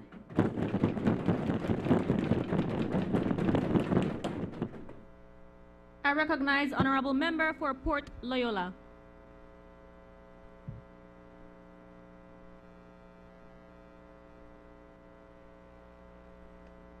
Madam Speakers and members of the Assembly, good morning. Madam Speaker, may I refer to my notes? Proceed. I rise today to respectfully oppose the bill that seeks to grant adolescents to seek to grant adolescents aged 14 and older independent access to preventative health services without parental consent. I recognize the bill's intent to safeguard the well-being of Belize's youth and address gaps in adolescent health care. I share that concern deeply. However, while the approach is noble, it may unintentionally weaken family relationships and overlook the realities of access in communities. While supporters may argue that independent access empowers adolescents, we must also ask, could it encourage behaviors that are not fully responsible or mature? If young people know they can get access to these contraceptives or services, then some might take it as a permission to experiment rather than as a reminder to make responsible choices. What's meant to protect them could unintentionally encourage risky behavior instead of promoting guidance and self-control. Broad access could shift the focus from teaching responsibility and self-control to promoting independence without accountability, potentially undermining the role of parents, mentors, and the community in guiding youth. According to the Statistical Institute of Belize's 2022 abstract, the Belize district had over 108,000 outpatient visits, showing high service demand but limited capacity. And right now, the Port Loyola Polyclinic remains closed due to mold contamination, meaning people in my constituency must travel further for care. And that's where policy attention is most urgently needed. If we accept that adolescents should have independent access in some certain cases, then the law must be narrower. It should target vulnerable youths who lack supportive care from their parents or guardians, not apply broadly to all. Madam Speaker, let us strengthen families, not replace them. Youth access should mean safe, informed, and supported care, not independence without guidance. Thank you.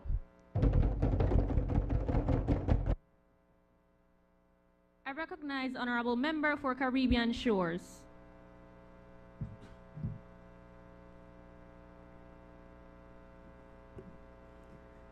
Good day, Madam Speaker, honorable members, members of the media, and invited guests. This bill granting adolescents as young as age 14 and older the independent and preventive health service is a vital step towards a fairer and healthier future. Recent studies reveal there has been a troubling rise in suicidal deaths, from 6.99 to 11.38 deaths and percentages per 100,000 people. Some of the highest rates and percentages from young adolescents, some as young as 15. Data shows that female adolescents attempt suicide way more often, whereas male adolescents die at a significant rate compared to females. This suggests and highlights the need for gender-sensitive mental health support as well as early prevention. Madam Speaker, I am sure there are mentally distressed teens all over the country who just want an attentive ear to listen to them and a reassuring voice from an adult who sees that child's true potential. Some may worry that this bill does limit parental involvement, but it in fact doesn't.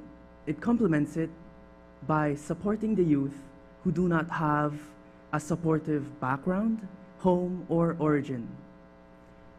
In conclusion, this bill recognizes the fact that early prevention saves lives, confidentiality builds trust, and the fact that we as a country together can give Belizean adolescents the opportunity to seek help, the chance to heal, and most importantly, the hope, the bare hope to live another day. Thank you.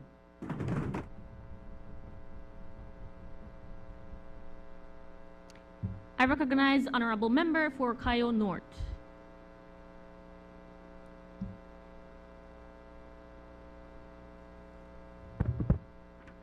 Madam Speaker, honorable members of the House, and invited guests, good day. Madam Speaker, may I refer to my notes? Proceed. I stand here as representative for Kayo North, but as an advocate for the young people of our nation. As leaders, we share a duty to protect the health and well-being of every citizen, especially our adolescents. The preventative health care bill before us seeks to empower youths aged 14 and above to access preventative health care services such as medical advice, counseling, and vaccinations without needing parental consent. The goal is clear: to give young people the chance to make informed and crucial decisions about their health. Presently, many adolescents are denied this opportunity because they must first get permission from their parents, who might not always agree or disagree, leaving too many youths uninformed and dangerously unprotected. Change is overdue. Opposing beliefs say that this bill gives too much freedom to children. That is not true. This measure provides guidance, not recklessness. Services will remain confidential and professionally managed, with safeguards in place if a child's safety is jeopardized. We can stand on authority, but we must stand on humility. Belize continues to face alarming rates of teenage pregnancy and infections such as HIV and syphilis. These are preventable tragedies if only our youth had better access to education and preventative care. UNICEF's Adolescent Health and National Strategic Plan 2019 to 2030 has shown that early health access has reduced risk and built stronger future and more informed generations. Madam Speaker, this bill is not about taking away parental authority. It's about giving adolescents a voice, a chance to protect themselves. Change must begin with us. Let us act now to create a healthier, more responsible generation. Our youths deserve it, and Belize's future depends on it. Thank you, Madam Speaker.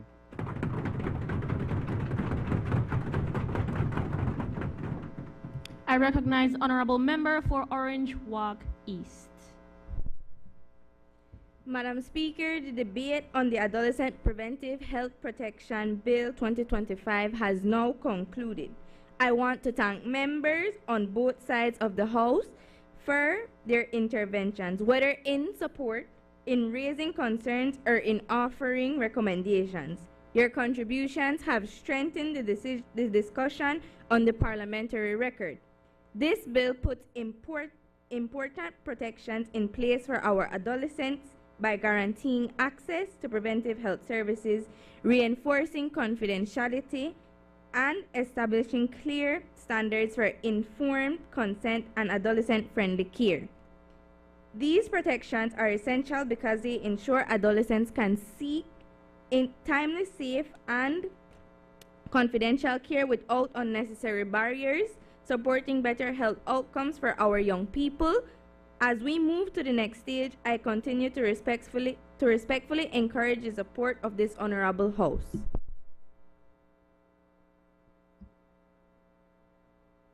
Honorable members, the question is that the bill for an act to establish the rights of adolescents to independently access preventive health services and information to provide for informed consent and the protection of confidentiality when accessing preventive health services, to require health practitioners to consider the Fraser guidelines when assessing adolescent competence, to require adolescent-friendly standards in health facilities, and to provide for matters connected therewith or incidental thereto. Be read a second time. All those in favor kindly say aye. Those against kindly say no. I guess the ayes have it.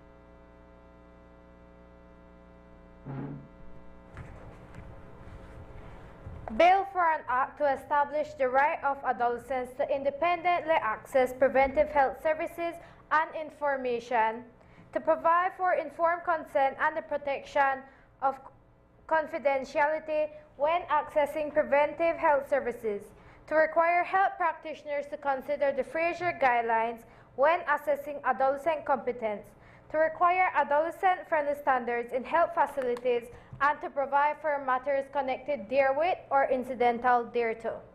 Committee of the Whole House on Bill. Honorable members, the House will now resolve into a committee of the whole House to consider the bill that was read a second time. I would like to ask the media and our esteemed guests to kindly leave during this portion of the sitting.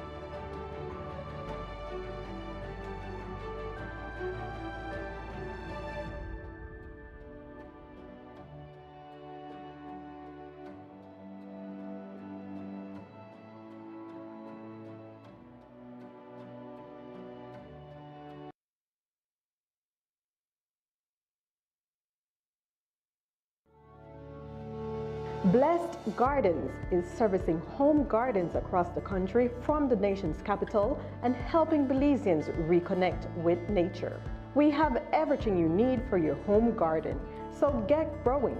We have various types of soils: fortified soil, composted soil, potting soil, and pure compost for your garden. We have quality seeds and over 65 varieties of food seedlings for your garden. We even have organic insecticides available, EM soil treatment, and Polyshade for your excessive sun or rain. Blessed Gardens has all your garden solution in one location. Call 610-5679.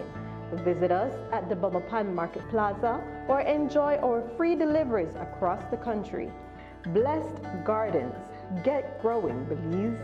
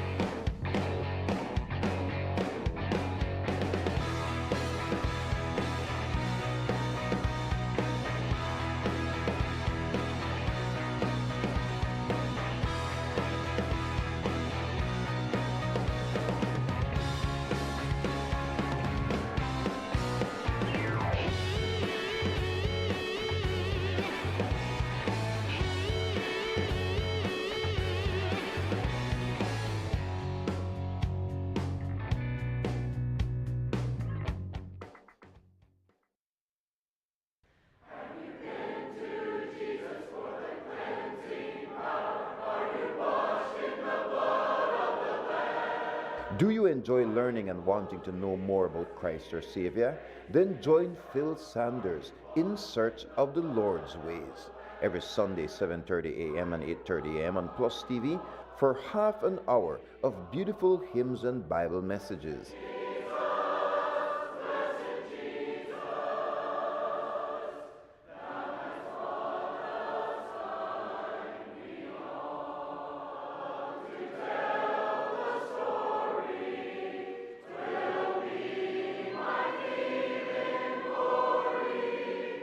Messages are repeated on Tuesdays at 1:30 and Fridays at 10:30 a.m.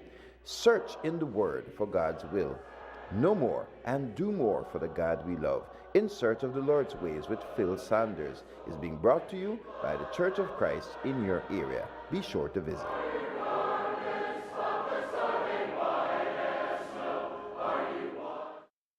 Mopping, tiles, furniture, and... Miss, you don't need all of this, man.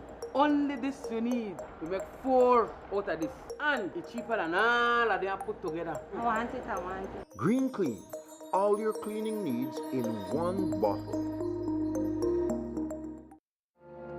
I'm coming back to your heart. Foundations. Your work must be grounded upon solid rock, and so should your faith.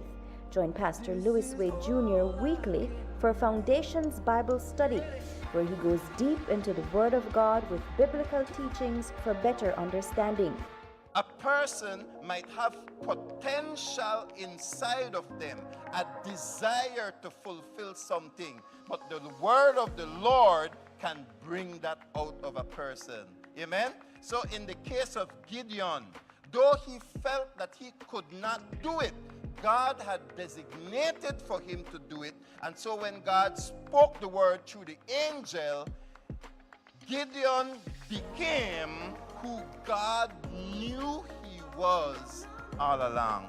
Tune in on PlusTV Sundays for a new program or catch the repeats. We would love to hear from you. Write in and share your thoughts, prayer requests, or even post questions you may have regarding the Bible passages. Foundations. Unless the Lord builds the house, those who build it labor in vain.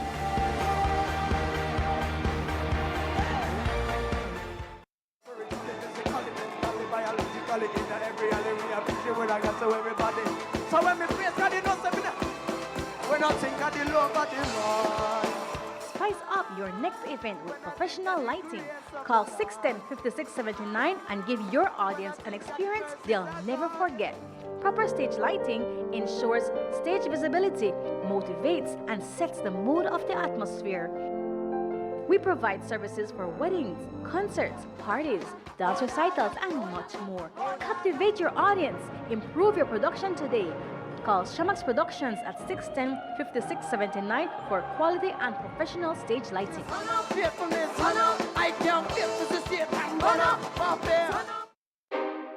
Cyber Realty and Development is the leader in providing solutions to the current land crisis in Belize. For homeowners and investors alike, Cyber Realty is offering special deals on half-acre parcels in its new Emery Village development.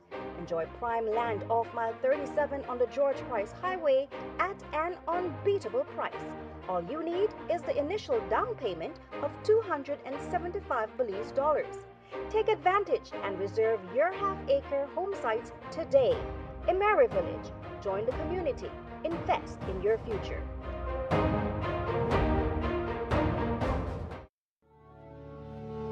Blessed Gardens is servicing home gardens across the country from the nation's capital and helping Belizeans reconnect with nature. We have everything you need for your home garden, so get growing.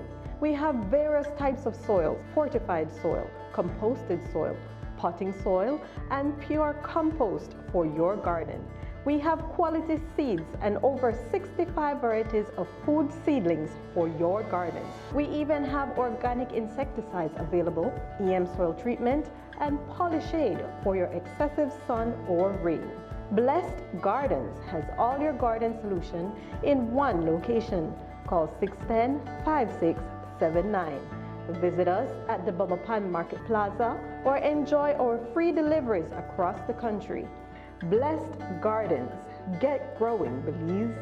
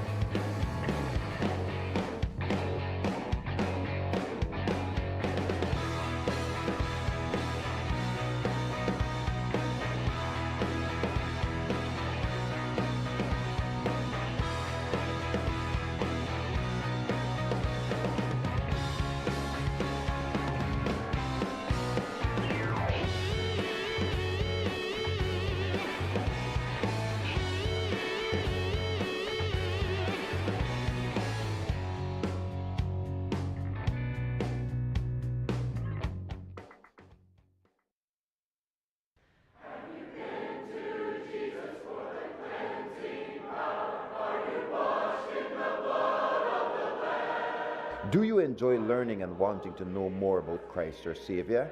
Then join Phil Sanders in Search of the Lord's Ways every Sunday 7:30 a.m. and 8:30 a.m. on Plus TV for half an hour of beautiful hymns and Bible messages.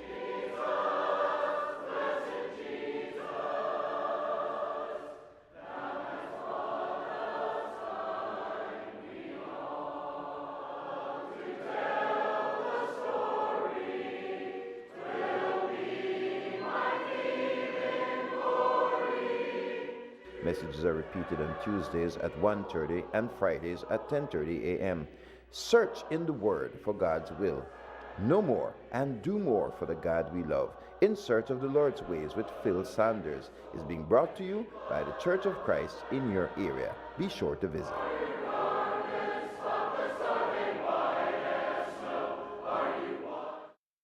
Mopping, tiles, furniture, and... Miss, you don't need all of this, man. Only this you need to make 4 out of this. And it's cheaper than all of them put together. I want it. Green Clean. All your cleaning needs in one bottle. I'm coming back to your heart. Foundations. Your work must be grounded upon solid rock, and so should your faith. Join Pastor Louis Wade Jr. weekly for Foundations Bible Study, where he goes deep into the Word of God with biblical teachings for better understanding.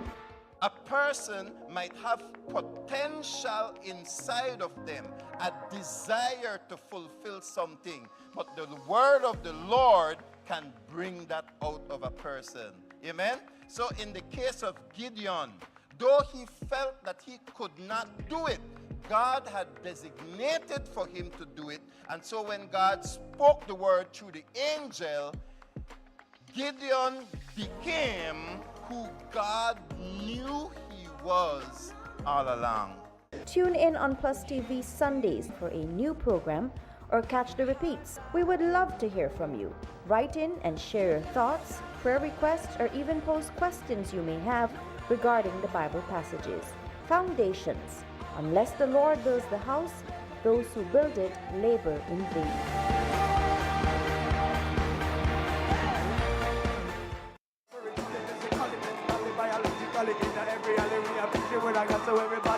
So when we praise God, you know something. When I think of the love of the Lord. Spice up your next event with professional lighting. Call 610-5679 and give your audience an experience they'll never forget. Proper stage lighting ensures stage visibility, motivates, and sets the mood of the atmosphere. We provide services for weddings, concerts, parties, dance recitals, and much more. Captivate your audience. Improve your production today. Call Shamax Productions at 610-5679 for quality and professional stage lighting.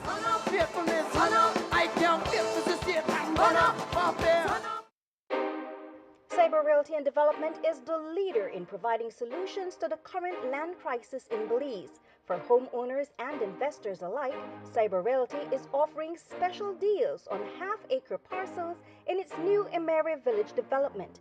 Enjoy prime land off mile 37 on the George Price Highway at an unbeatable price. All you need is the initial down payment of $275 Belize dollars.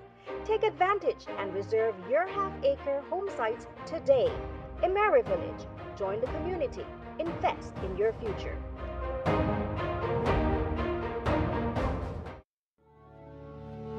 Blessed Gardens is servicing home gardens across the country from the nation's capital and helping Belizeans reconnect with nature.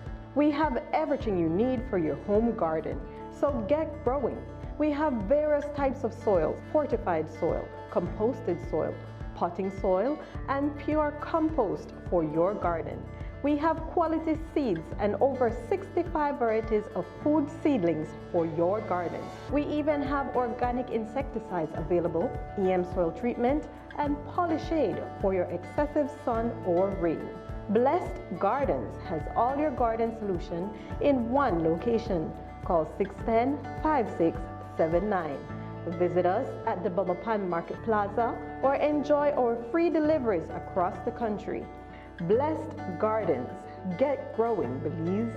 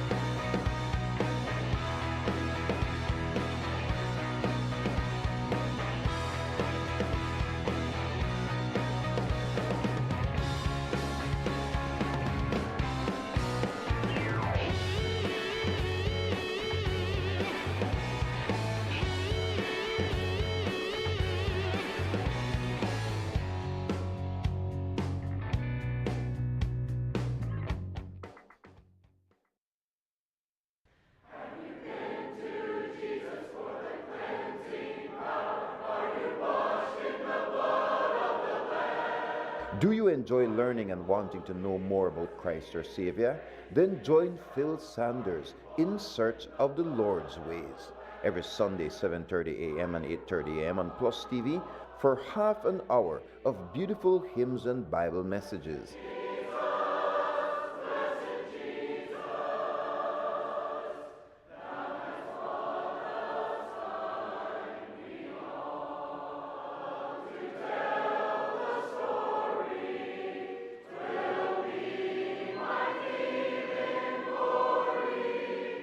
Messages are repeated on Tuesdays at 1:30 and Fridays at 10:30 a.m.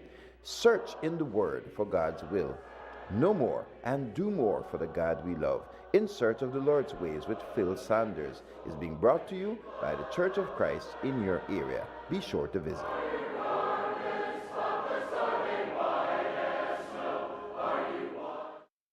Mopping, tiles, furniture, and... Miss, you don't need all of this, man. Only this you need. You make 4 out of this. And it's cheaper than all of them put together. I want it. Green Clean. All your cleaning needs in one bottle. I'm coming back to your heart. Foundations. Your work must be grounded upon solid rock, and so should your faith. Join Pastor Louis Wade Jr. weekly for Foundations Bible Study, where he goes deep into the Word of God with biblical teachings for better understanding. A person might have potential inside of them, a desire to fulfill something, but the word of the Lord can bring that out of a person. Amen? So in the case of Gideon, though he felt that he could not do it, God had designated for him to do it. And so when God spoke the word through the angel, Gideon became who God knew he was all along. Tune in on PlusTV Sundays for a new program or catch the repeats. We would love to hear from you. Write in and share your thoughts, prayer requests, or even pose questions you may have regarding the Bible passages. Foundations. Unless the Lord builds the house, those who build it labor in vain.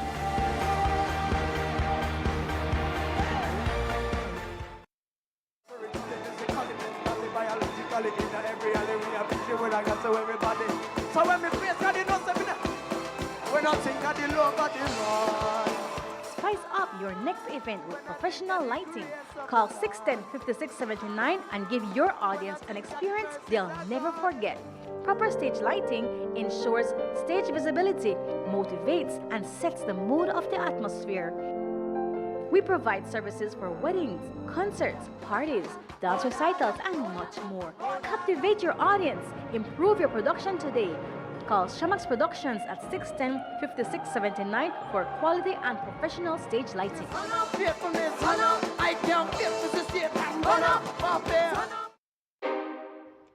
Realty and Development is the leader in providing solutions to the current land crisis in Belize. For homeowners and investors alike, Cyber Realty is offering special deals on half-acre parcels in its new Emery Village development. Enjoy prime land off Mile 37 on the George Price Highway at an unbeatable price. All you need is the initial down payment of $275 Belize dollars. Take advantage and reserve your half-acre home sites today. Emery Village. Join the community. Invest in your future.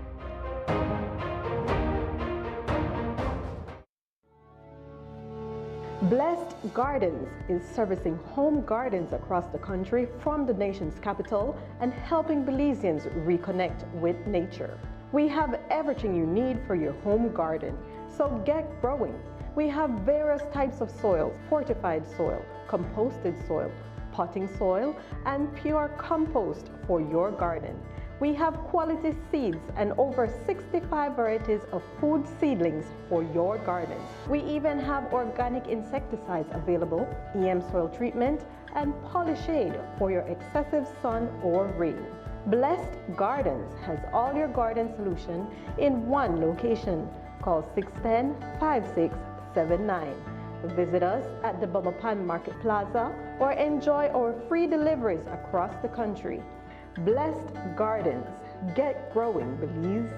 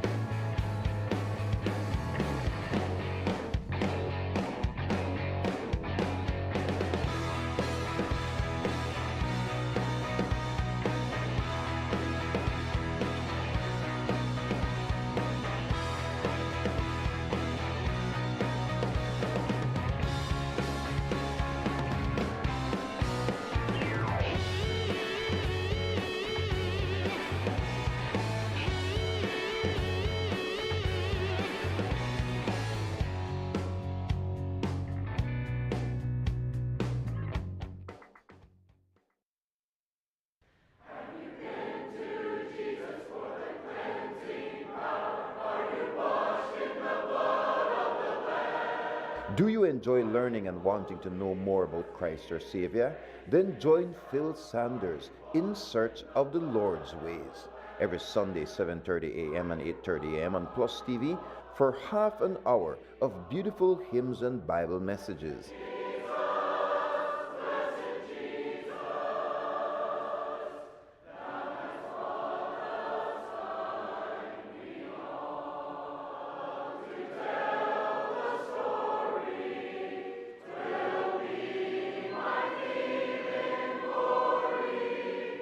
Messages are repeated on Tuesdays at 1:30 and Fridays at 10:30 a.m. Search in the Word for God's will. Know more and do more for the God we love. In Search of the Lord's Ways with Phil Sanders is being brought to you by the Church of Christ in your area. Be sure to visit.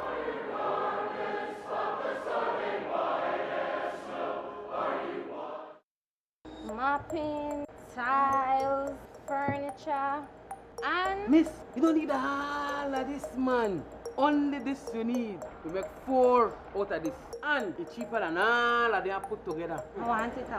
Green Clean. All your cleaning needs in one bottle.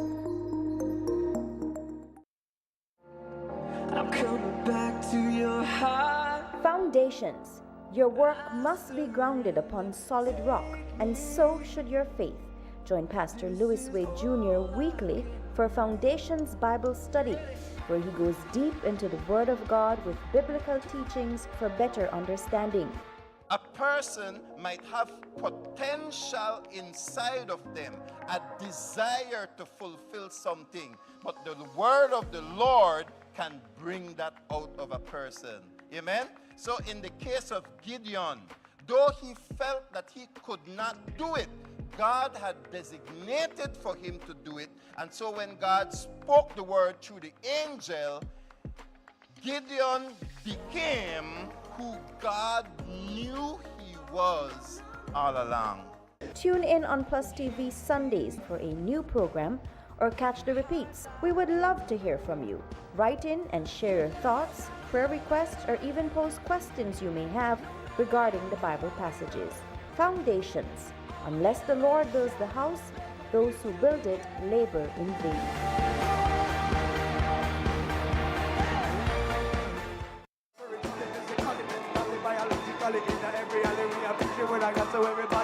So when me praise God, you know something.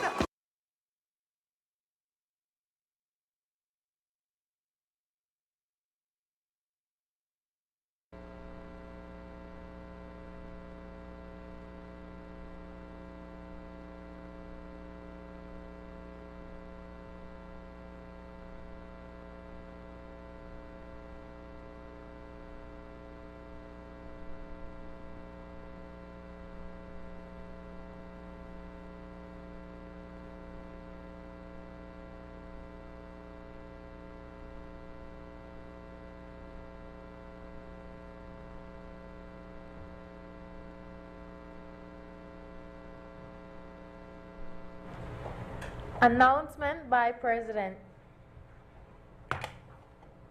Good morning, honorable members. As we begin today's seating, I want to especially welcome all members of Parliament, our esteemed guests who are in this very small public galleries, and to the other invited guests who are in the temporary galleries downstairs.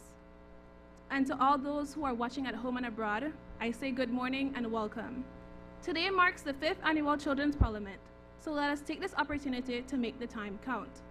The month of November is especially meaningful for various reasons. Firstly, we take this opportunity to honor our veterans, the brave men and women who have served our country with courage and sacrifice. Their example reminds us of the true meaning of service and patriotism. Secondly, on the 20th of November, we celebrate World Children's Day under the theme, My Day, My Rights. This is a time to renew our dedication to protecting and uplifting every child. Let us work together to ensure a safe and hopeful future for all young citizens. Thirdly, on the 25th of November to the 10th of December, we celebrate the 16 days of activism against gender-based violence. Let us stand together to end all forms of violence and discrimination, and try to promote equality and respect for all citizens. Honorable members, as we carry out our work, may we reflect on these important values: compassion, service, and justice in all that we do. Finally, I want to remind honorable members of Standing Orders number 33, Time and Manner of Speaking, number 35, Interruption, number 36, Content of Speeches, and Standing Order number 40, Rules for Members Not Speaking. If I can borrow a line from Sir John A. Macdonald, the first Prime Minister of Canada, in describing the Senate as a body of sober second thoughts, meaning the Senate ensures that legislation are thoroughly scrutinized and laws are well considered. Let us continue to uphold that tradition. Thank you. Bill brought from the House of Representatives. I recognize the Leader of Government Business.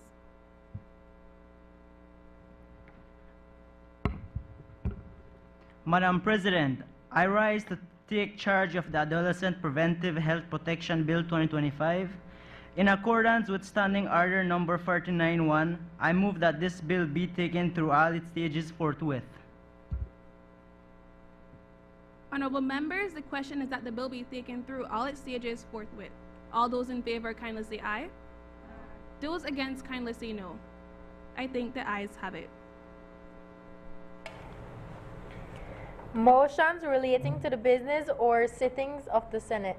I recognize the Leader of Government Business.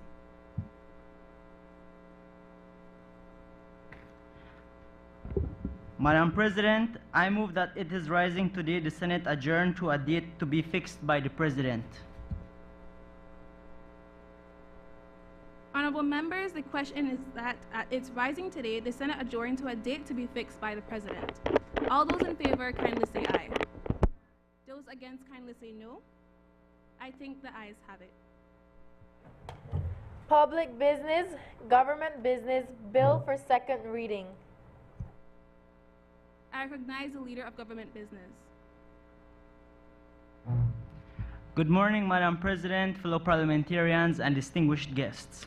I rise to move the second reading of a bill for an act to establish the rights of adolescents to independently access preventive health services and information, to provide for informed consent and the protection of confidentiality when accessing preventive health services, to require health practitioners to consider the Fraser guidelines when assessing adolescents' competence, to require adolescent-friendly standards in health facilities, and to provide for matters connected therewith and incidental thereto. Madam President, may I refer to my notes? Proceed. In doing so, I stand in full support of a bill that grants adolescents ages 14 and older the right to access preventive healthcare services independently. This bill is about protecting health, promoting responsibility, and empowering youth to make informed choices about their own well-being. According to the World Health Organization, nearly 1.2 million adolescents die each year, most from causes that are preventable or treatable, such as infections, poor nutrition, and the lack of early health screening. These are not just numbers. They represent young lives that could have been saved if access to care were easier and confidential. In Belize, the Ministry of Health's Adolescent Health Strategic Plan 2019-2030 highlights that many teenagers delay seeking medical help because they fear of being judged or misunderstood. This gap often leads to untreated illnesses, emotional distress, and risky behaviors that could have been prevented with early intervention. This bill ensures that adolescents can receive checkups, counseling, mental health support, and sexual and reproductive health education in a safe, private, and respectful environment. It doesn't take away the role of a parent, it strengthens it by giving young people the confidence to seek help when they need it the most. Madam President, beyond statistics, this bill represents a message of trust and inclusion. Too often, young people are told to wait until they are older to have a voice in their own health decisions. But health cannot wait. Early prevention saves lives, strengthens communities, and reduces the burden on our healthcare system. When adolescents learn to take care of their health from a young age, they grow into adults who are more aware, more responsible, and more engaged citizens. This bill sends a clear signal that our nation values its youth, not as future leaders, but as partners in building a stronger and healthier Belize today. As the late Kofi Annan, former Secretary General of the United Nations, once said, "Knowledge is power, information is liberating, education is the premise of progress." By passing this bill, we give adolescents the knowledge and access they need to make healthy, responsible decisions. We give them power, not to rebel, but to protect their own future. Thank you. I recognize Senator Ayane Magana.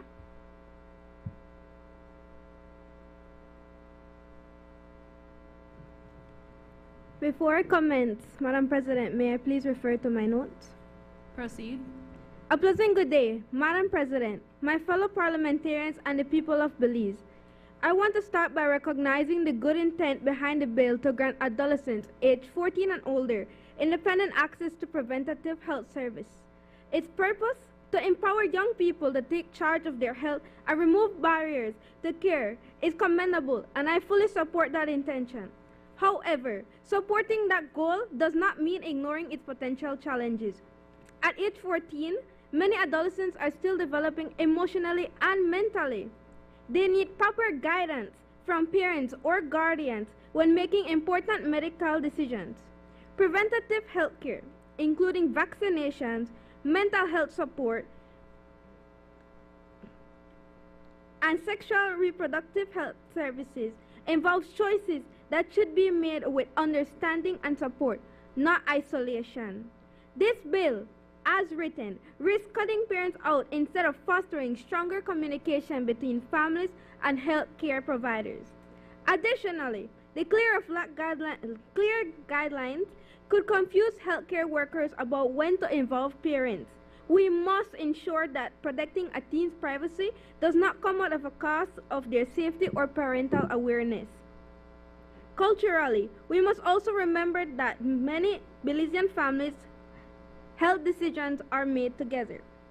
Therefore, excluding parents might unintentionally create mistrust and discourage some families from seeking care altogether.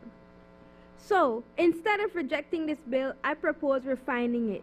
Firstly, allowing confidential conversations between teens and health providers, but include parents in the follow-up care if necessary. Provide education to help adolescents understand their rights and responsibilities. Establish clear protocols for when parents must be informed, especially in serious situations. In conclusion, this bill carries a noble goal but needs a better balance between independence and family support. Let us aim to empower teens while keeping parents involved, ensuring that we protect, educate, and strengthen our youth and families together. Thank you. I recognize Senator Adair Castillo. Greetings, Madam President and honorable members of the Senate. Madam President, may I refer to my notes? Proceed. I rise today as a senator representing the Council of Churches and the Evangelical Association of Churches, a body deeply committed to the moral and spiritual well-being of our nation. Today, we gather to debate a bill which seeks to allow teenagers access to preventive health care without parental consent. I understand the compassion behind this initiative, the desire to ensure that no young person is denied care out of fear or shame. Indeed, the Church too stands for compassion, protection, and help. However, compassion without structure can lead to confusion, and freedom without guidance can become harmful. To remove parents from these decisions is not empowerment, it is isolation. It risks driving a wedge between parent and child, where secrecy replaces trust and independence replaces guidance. In such moments of confusion, when a teenager faces sensitive health issues, they are vulnerable not only to poor decisions, but also to external influences and perpetrators who may exploit that vulnerability. Parents are not obstacles to their children's growth. They are the God-given protectors and guides of their children's heart and choices. For more than a decade, evangelical and Catholic leaders have stood united on issues concerning the sanctity of family, the moral formation of youth, and the preservation of parental responsibility. This unity is not born of convenience, but of conviction that faith and family must remain inseparable pillars of our society. Our very own Constitution affirms this truth. The preamble of the Belize Constitution declares that our nation was built of principles which include the position of the family in the society. Section 14 further protects the right to privacy, ensuring that family life is safeguarded from any unnecessary hindrance. Moreover, Belize is a party to the International Covenant on Economic, Social, and Cultural Rights, which identifies the family as the natural and fundamental group unit of the society. These principles are not abstract ideals. They are the living standards by which we must measure our laws. Now, this bill, though well-intentioned, interferes with family life. And we cannot risk undermining the institution that our Constitution defines as the basis of our nation. Madam President, as faith leaders, we are not against health care or education. We are for it being delivered in wisdom, moral clarity, and active parental involvement. Instead of removing the family, let us strengthen it. Let us invest in youth counseling programs, faith-based mentorship, and educational initiatives that promote honest communication between parent and their child. Madam President, honorable members, if we remove the parents, we weaken the family, and when the family falls, the nation trembles. Therefore, I humbly urge this honorable body to reconsider this bill and to protect the sacred partnership between parent, child, and the nation. Thank you, Madam President.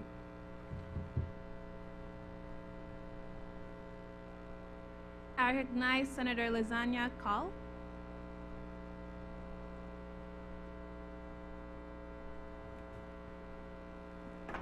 Good afternoon, Madam President, honorable members of the National Assembly, and to my fellow young people of Belize. Madam President, may I refer to my notes? Proceed. As your youth senator, I rise with pride and determination to strongly support the bill to grant adolescent age 14 and above preventative health care services. This bill is not merely a suggestion, it is a necessity. Across Belize, too many young people face health challenges that could have been prevented with early care. Every day, teenagers, they silently struggle with issues like depression, anxiety, or questions regarding their body. Yet many of them never reach out for help because they fear of being judged or punished. For example, in 2023, the Ministry of Health and Wellness reported a rise in mental health cases among young people, with many of them visiting clinics for stress and anxiety-related issues. But guess what? Many of these students, young people, never arrived to these clinics for the checkups that they need because they thought that they needed parental permission or because they were too afraid or embarrassed to ask. That amount of silence is very dangerous. We have seen young people, young lives being lost to preventable problems, all because help came too late. Preventative healthcare is not about encouraging risky behaviors. It's about giving young people the tools that they need to protect themselves. It ensures getting early checkups, counseling, and guidance to stop small issues from becoming lifelong struggles. When we deny adolescents these services, we're not protecting them, we're putting them at risk.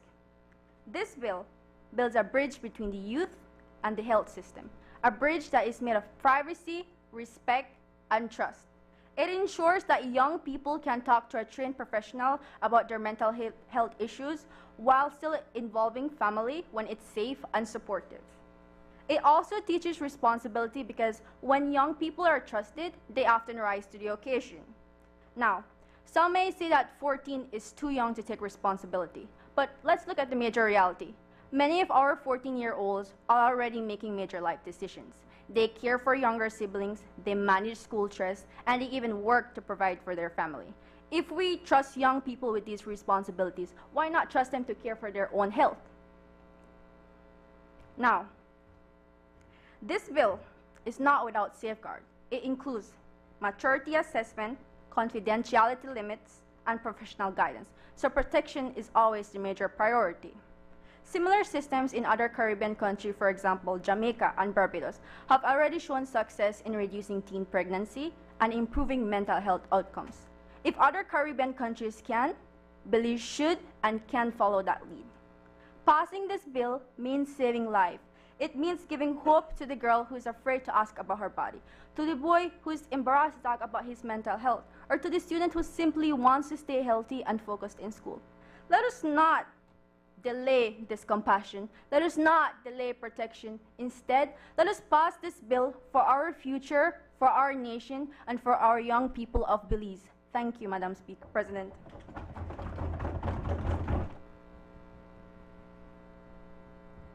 I recognize Senator Bernice Richardson.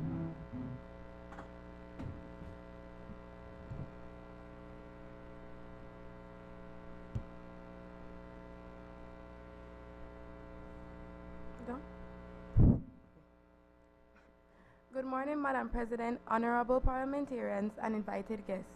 The bill addresses a vital policy gap in our society's adolescent limited access to preventive health care. The question of maturity among those aged 14 and above is often met with restrictive parental consent barriers, which prevent them from accessing essential service needed. I firmly support this bill as it promotes adolescent empowerment, protection, and long-term well-being. Key provision of this bill reflects values of responsibility, accountability, encouragement of mental health and wellness while supporting preventive healthcare practices and safeguarding adolescents' confidentiality. The seriousness of this situation has been revealed through statistics, as 1 in 5 girls in Belize under age 15 is either married or in union. Now, this reality led to an increase in teenage pregnancy, as in 2023 alone, girls aged 10 to 19 accounted for 22.8 births per 1,000 births, with rates in rural regions nearly double those in urban areas. Now, the real question that needs to be asked: if young girls under age 15 is either married or have given birth, Why shouldn't adolescents be able to independently access health care? It was never just about the numbers. It's about the lives behind them, the health risks, and the futures disrupted because of them. By passing this bill, young people gain the access to seek health care in a manner which is more comfortable and respectful of their privacy. This autonomy is essential as it removes barriers which can make adolescents more hesitant to seek the help they need. With an increase in comfort and privacy, adolescents are more likely to pursue preventive health care. By accessing these, adolescents will see a more help in their outcome of health. Furthermore, this bill provision will be seen in the future of adolescents by creating stronger adolescents in Belize. As this bill is a call to action for our society, a step towards empowering the young adolescents of Belize and improving our healthcare system. Madam President, supporting this bill, we invest not only in better health, but also the future of our nation, Belize. Thank you.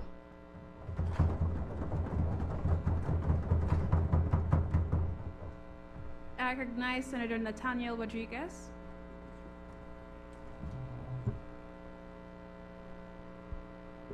Before I commence, Madam President, may I refer to my notes? Proceed. Madam President, honorable members of this youth parliament, good morning. I rise today in response to the bill to grant adolescents aged 14 and older independent access to preventative health care services. Let me begin by acknowledging the intent behind this bill. Promoting the health and well-being of young people in Belize is unquestionably important. Every adolescent deserves access to accurate health information and preventative care. For that, I commend the efforts of my colleagues who brought this proposal forward. However, while I support the objective, I must express serious concerns regarding the bill's provisions. The first concern relates to the minimum age of independent consent set at only 14.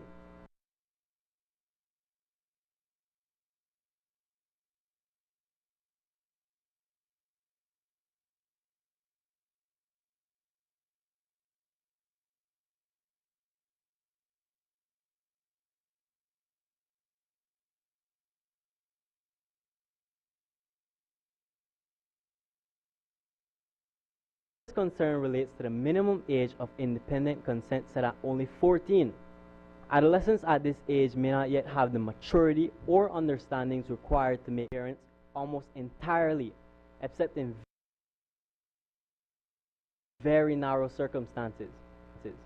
While privacy is important, excluding parents completely could unintentionally lead to the loss of support and guidance for young people in Belize, especially in high-risk situations. According to UNICEF Caribbean reports, adolescents who maintain a strong communication with their parents are significantly less likely to engage in high-risk behaviors, showing that family involvement remains a crucial factor for young people across this region. My recommendations would be that the maturity assessment framework be more specific and standardized to ensure adolescents are fairly evaluated and effectively. Additionally, the bill should include clear guidance for parental involvement.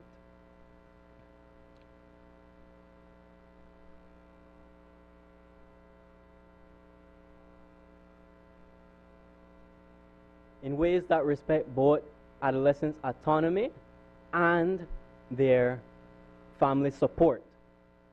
For example, involving parents with adolescents' consent wherever possible or requiring follow-up counseling could strengthen outcomes and reduce risk. In conclusion, I urge my colleagues to consider these recommendations, for only by doing so we can create legislation that genuinely safeguards our youth while promoting responsible and informed decision-making. Let us work together to refine this bill so that it both protects adolescents' health and ensures that their decisions are informed, supported, and safe. I stand committed to the adolescents' health, but I cannot support this bill in its current form because it grants adolescents significant independence without ensuring the proper guidance and safeguards they need, risking confusion and vulnerability in a place of true care and protection. Thank you, Madam President.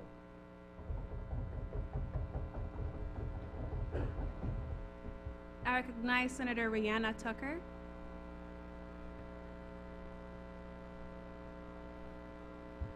Madam President, before I commence, may I refer to my notes? Proceed. Madam President, colleagues, and to the people of Belize, today I rise to speak for the health and future of our adolescents.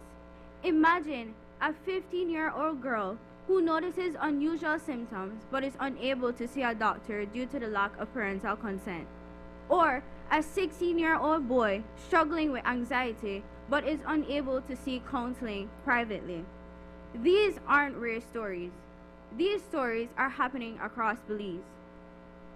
And the Adolescent Preventive Health Protection Bill changes that. It grants adolescents aged 14 and older the right to access preventive health services independently, ensuring that they get care when they need it the most. We know preventive health works. Pediatric experts and global health organizations have noted that when adolescents are able to confidently consent, vaccination rates, mental health services, and screenings increase by up to 30%. In countries with similar laws, we've seen fewer teen pregnancies and lower rates of untreated STIs. Early intervention doesn't just save lives. It reduces long-term health costs and strengthens public health systems. At 14, adolescents are capable of understanding their own health needs. As one Belizean teen put it, "I just want to know if I can go to the doctor without fear."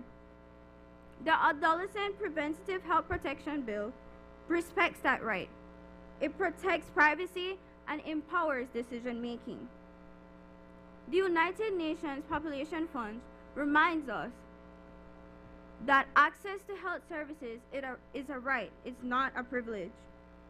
And Belize has already committed to adolescent health through our National Strategic Plan. This legislation that we are here for today is to put this promise into law. It's also responsible. Healthcare providers will assess maturity, explain risk and benefits, and maintain strict privacy. Exceptions exist only to prevent imminent harm and to comply with legal duties. This bill empowers adolescents without compromising safety. Madam President, to the people of Belize, supporting the Adolescent Preventive Health Protection Bill means investing in a healthy, informed, and resilient youth. Let us ensure adolescents don't hesitate to seek care out of fear or legal barriers. No adolescent should ever have to choose between fear and their health. Healthy adolescents today means a stronger, healthier, and more resilient Belize tomorrow. I urge all my colleagues to vote in favor of this legislation. Thank you.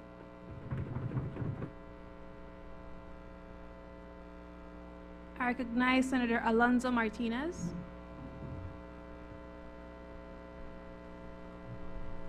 Good day, Madam President and honorable members of the Senate.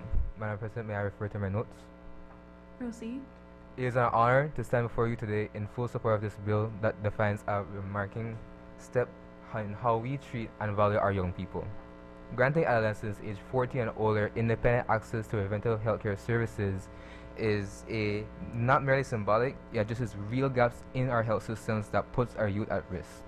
For far too long, many of our young people have been trapped between what the law allows and what reality demands from them. They are mature enough to understand responsibility, yet are often denied the right to protect their own health. Granting access to services such as vaccinations, checkups, and importantly, mental health counseling can mean a difference between early help and lifelong harm.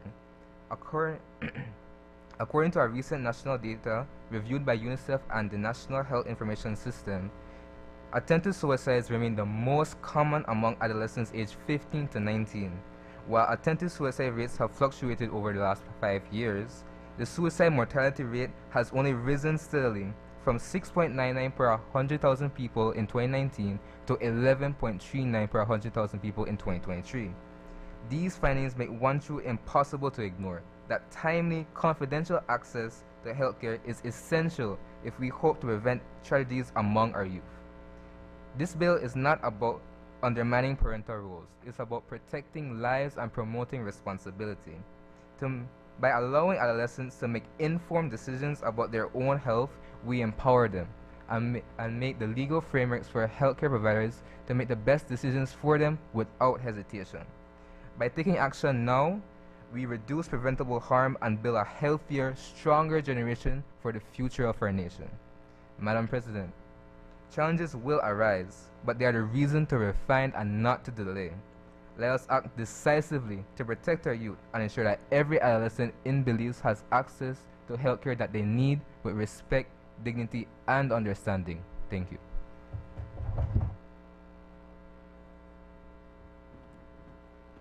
I recognize Senator Jamila Usher. Good day, Madam President and esteemed members of the Senate.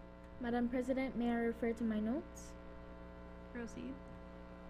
Today I rise, not just to grant adolescents ages 14 and up independent access to preventative health services, but to also provide you with information as to why this legislation deserves your full support. Madam President, at the age of 14, a child's brain is still developing. However, at that same age, children are continuously obligated to make major life decisions that can affect their present and future. These decisions are an integral part of a child's life, and they vary from something like making meaningful friendships that can influence their personality and identity, to choosing a career path that they could have for the rest of their lives. If children at this age or even younger are trusted to make these judgments, don't you think it would only be fair for them to also make decisions about their health? The Statistical Institute of Belize includes 14-year-olds in their household budget surveys, which may implicitly acknowledge that many young people aged 14 and older already contribute to household spending. If adolescents are trusted to participate in financial decision-making, they should also be empowered to take great responsibility for their own well-being. Madam President, as a person in the business sector, an economic toll is taken upon our Belizean community members. There is not a day that goes by that someone in Belize is not spending money on fundraisers. Many preventative illnesses have highly effective treatments, but are very costly. These treatments can run from thousands to hundreds of thousands a year. Many families do not have that type of money, so the teens then have no other choice but to lay there and wait for the day that they perish from these chronic conditions. Madam President, bringing this bill to action is important because if we do not allow for this bill to take place, medical costs will continue to rise, the rates of illnesses will never decrease, and most importantly, the health of our Belizean children will continue to be compromised. Therefore, Madam President, these insights given are exemplary as to how so-called grown-up decisions are being made by adolescents, not just in the past, but every single day. These are a few of many reasons as to why you should support this bill. Thank you.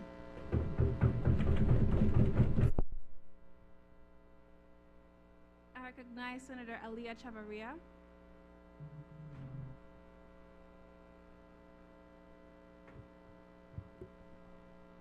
Madam President, before I commence, may I please refer to my notes? Proceed. Good day, Madam President. Have you ever imagined how tragic it would be for an adolescent in agony to be denied medical services because a parent isn't there to sign a form? Many Caribbean countries, including Belize, are trapped between outdated legal traditions and the reality of modern life. This creates a barrier that forces young people to stray away from seeking essential help As a result, adolescents are prone to teenage pregnancies, STDs, STIs, and other health risks. This is exactly why our adolescents should have the right to access preventive health services like checkups, reproductive advice, and emergency health care services without parental consent. Health preventive examinations are important for early detection of illness. Right now, in Belize, you can get checkups to the free public healthcare system, NHI, that offers various packages. However, unless an adolescent is accompanied by a parent, they are denied elaborate procedure. Adolescents can legally be employed at the age of 14, yet when seeking specialized services, they are turned away. These practices deny adolescents to confidential health services and contradict the preamble's guarantee of equal protection and access to health. Lastly, we cannot control life's unexpected turns. However, we can diminish the impact of tragedies from occurring. For this reason, it is imperative we consider the fact that if a child is in critical conditions, he or she should be immediately admitted and given proper medical assistance without parental consent. When a teenager gets to the hospital, a parent must be present in order for the doctor to examine them. This is inadequate and a total waste of time since the child's life is at risk. Our children are at risk if we continue to follow present laws and criteria for consultation and hospitalization. In conclusion, let us not be silent, but let us advocate and give our youths the right to access preventive health services without parental consent. As Malala Yousafzai rightly stated, and I quote, "When the world is silent, even one voice becomes powerful." Our future adolescents need to know that they too can get checkups, reproductive advice, and emergency health care without parental consent. Making the right choice will definitely benefit our community today. Thank you.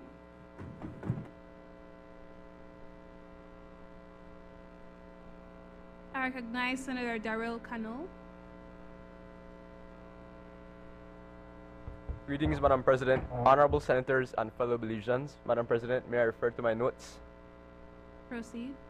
Today I rise on behalf of the non-governmental organizations of Belize in support of the bill before us, which is designed to grant adolescents aged 14 and older independent access to preventative health service. Madam President, honorable senators, and fellow Belizeans, too many of us grew up in a time where children were told to be seen and not heard. Those days are long gone.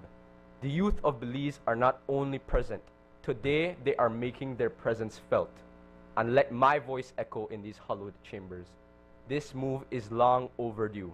The supreme law of the law, our Constitution, requires policies of this state to protect and safeguard every Belizean's right to basic health.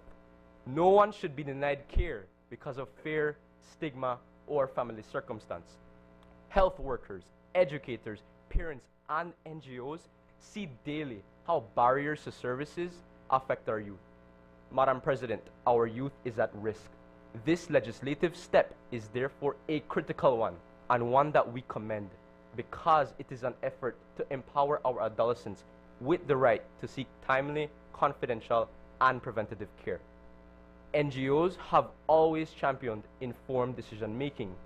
This does not mean isolating our youth from family support, but ensuring that they receive unbiased, comprehensive information so that they can make the best decisions possible. This bill pairs access with education, counseling, and trust building. Current efforts to support adolescent health exist, but services remain fragmented. This bill gives us hope that healthcare will be coordinated, that providers will be trained in adolescent-friendly, confidential, and culturally sensitive care, that public awareness campaigns will help families understand the intent of this law, and that partnership with civil society will strengthen counseling and community outreach. On a personal note, Madam President, it is heartbreaking to reconcile how many young Belizeans, scared and desperate, have sought out informal care, leading to tragic consequences. One life lost is too many. This bill is not a rejection of family involvement, but an opportunity to strengthen how we support both families and youths. When communication fails, the system must still protect, not punish. The NGO supports this bill because it affirms the right to every young Belizean to health and dignity. If we do this wisely, we will build a generation that is healthier, more informed, and overall better equipped to lead Belize's future. Thank you.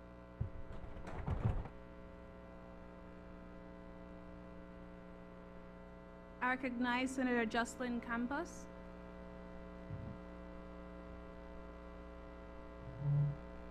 Greetings, Madam President, esteemed colleagues. Madam President, may I please refer to my notes? Proceed. As we speak, diseases spread, mental crises escalate, and lives are risked.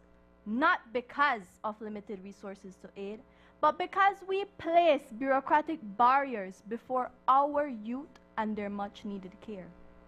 The complex question, should youths have access to preventive health care without parental consent, has forever plagued us due to the fear of parental stigma and judgment. Therefore, it is undeniably crucial to support this bill to give our youths the empowerment for future preventive care.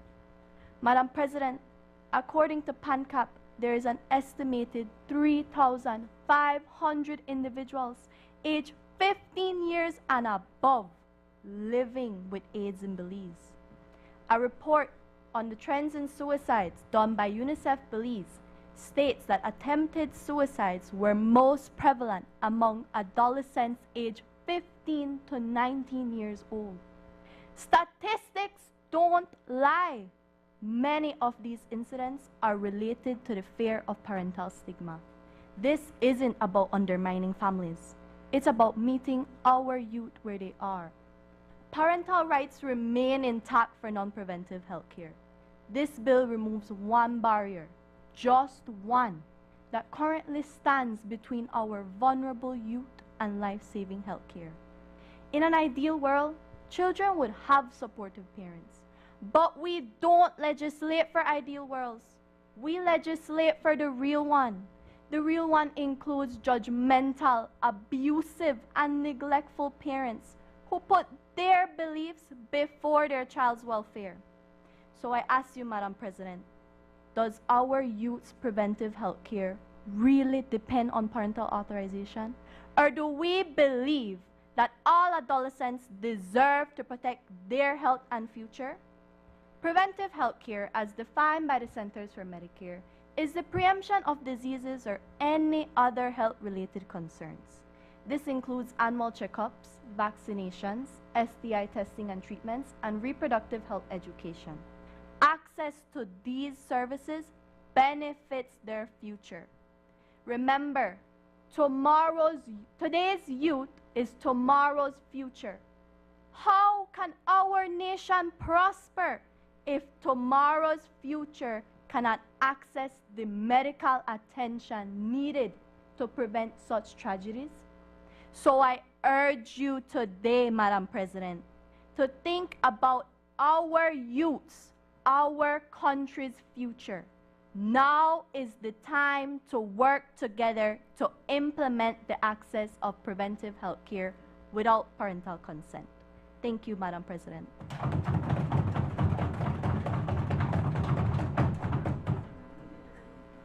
I recognize Senator Leilani Tun.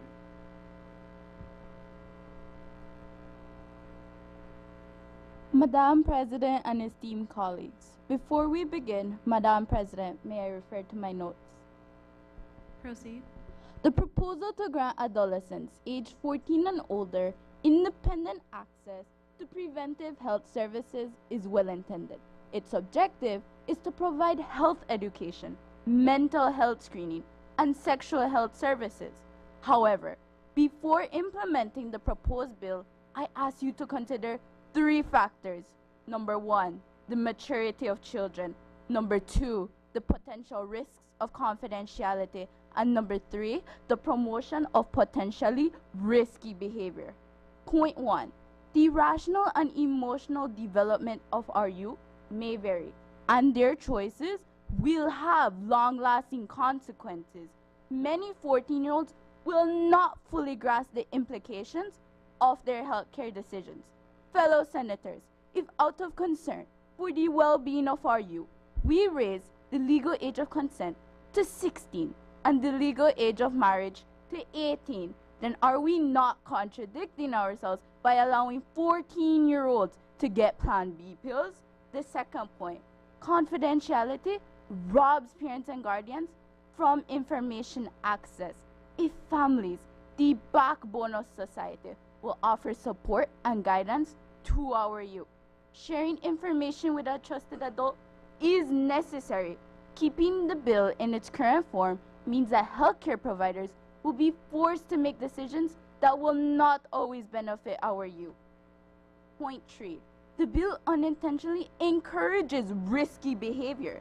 This could lead to even higher rates of unintended pregnancies, infections, and other health issues, ultimately counteracting the bill's proposed goal of promoting adolescent health. Senators, at what age is a person considered an adult capable of voting, getting married, consuming alcohol? At what age can a child engage in sexual activity? Why are we setting different ages for decisions that have a huge impact on a person's life? I strongly recommend a more balanced approach that includes raising the age required, offering comprehensive education for adolescents, and creating the support systems necessary to safeguard the health and well-being of our youth. In conclusion, while the intent of the proposed bill is commendable, the potential risks and associated challenges of this legislation cannot be overlooked. Adolescent maturity, potential risks, and increased confidentiality requires its reevaluation before the bill is passed. Thank you.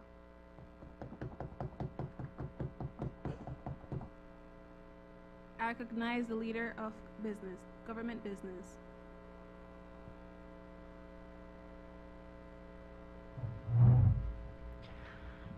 Madam President, I rise to thank all senators for their contribution to this bill. I ask that the question be put. Honorable members, the question is that the bill for an act to establish the right of adolescents to independently access preventative health services and information, to provide for informed consent and the protection of confidentiality when accessing preventative health services, to require health practitioners to consider the Fraser guidelines when assessing adolescent competence, to require adolescent-friendly standards in health facilities, and to provide for matters connected therewith and incidental thereto, to be read a second time. All those in favor kindly say aye. Those against kindly say no. I think the ayes have it. Bill for an act to establish the right of adolescents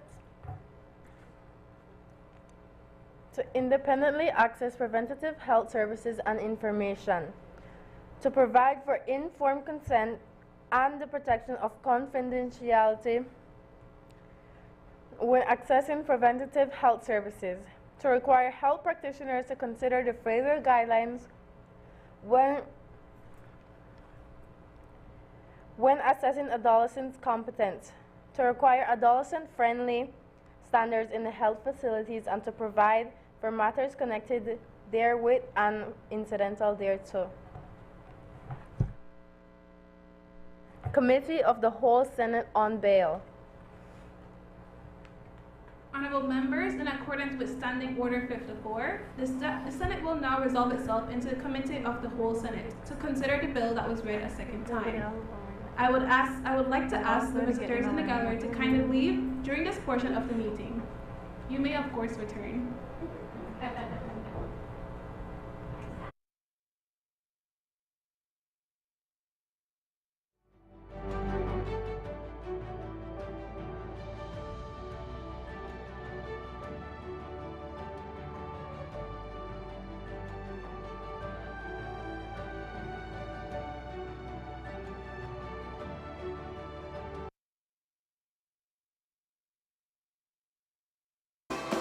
We're not think of the love of the Lord.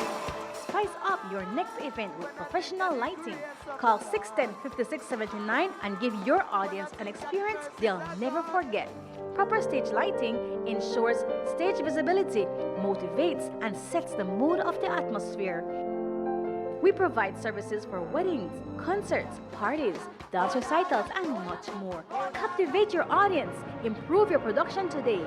Call Shamax Productions at 610-5679 for quality and professional stage lighting.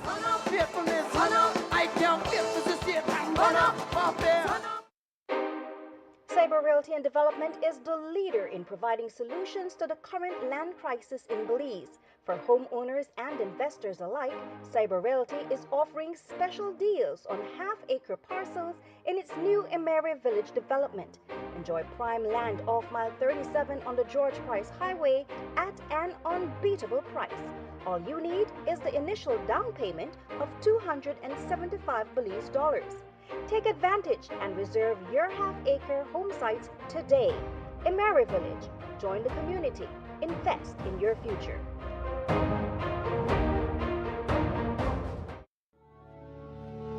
Blessed Gardens is servicing home gardens across the country from the nation's capital and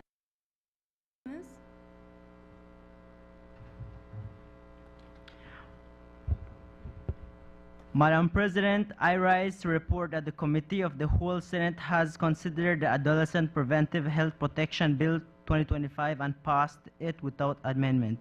I move now that the bill be read a third time. Honorable members, the question is that the bill to be established the right of adolescents to independently access preventative health services and information, to provide informed consent and the protection of confidentiality when assessing preventative health services, to require health practitioners to consider the Fraser Guidelines when assessing adolescent competence, to require adolescent-friendly standards in health facilities, and to provide for matters connected therewith and incidental thereto, to be read a third time. All those in favor, kindly say aye. All those against, kindly say no. I think the ayes have it.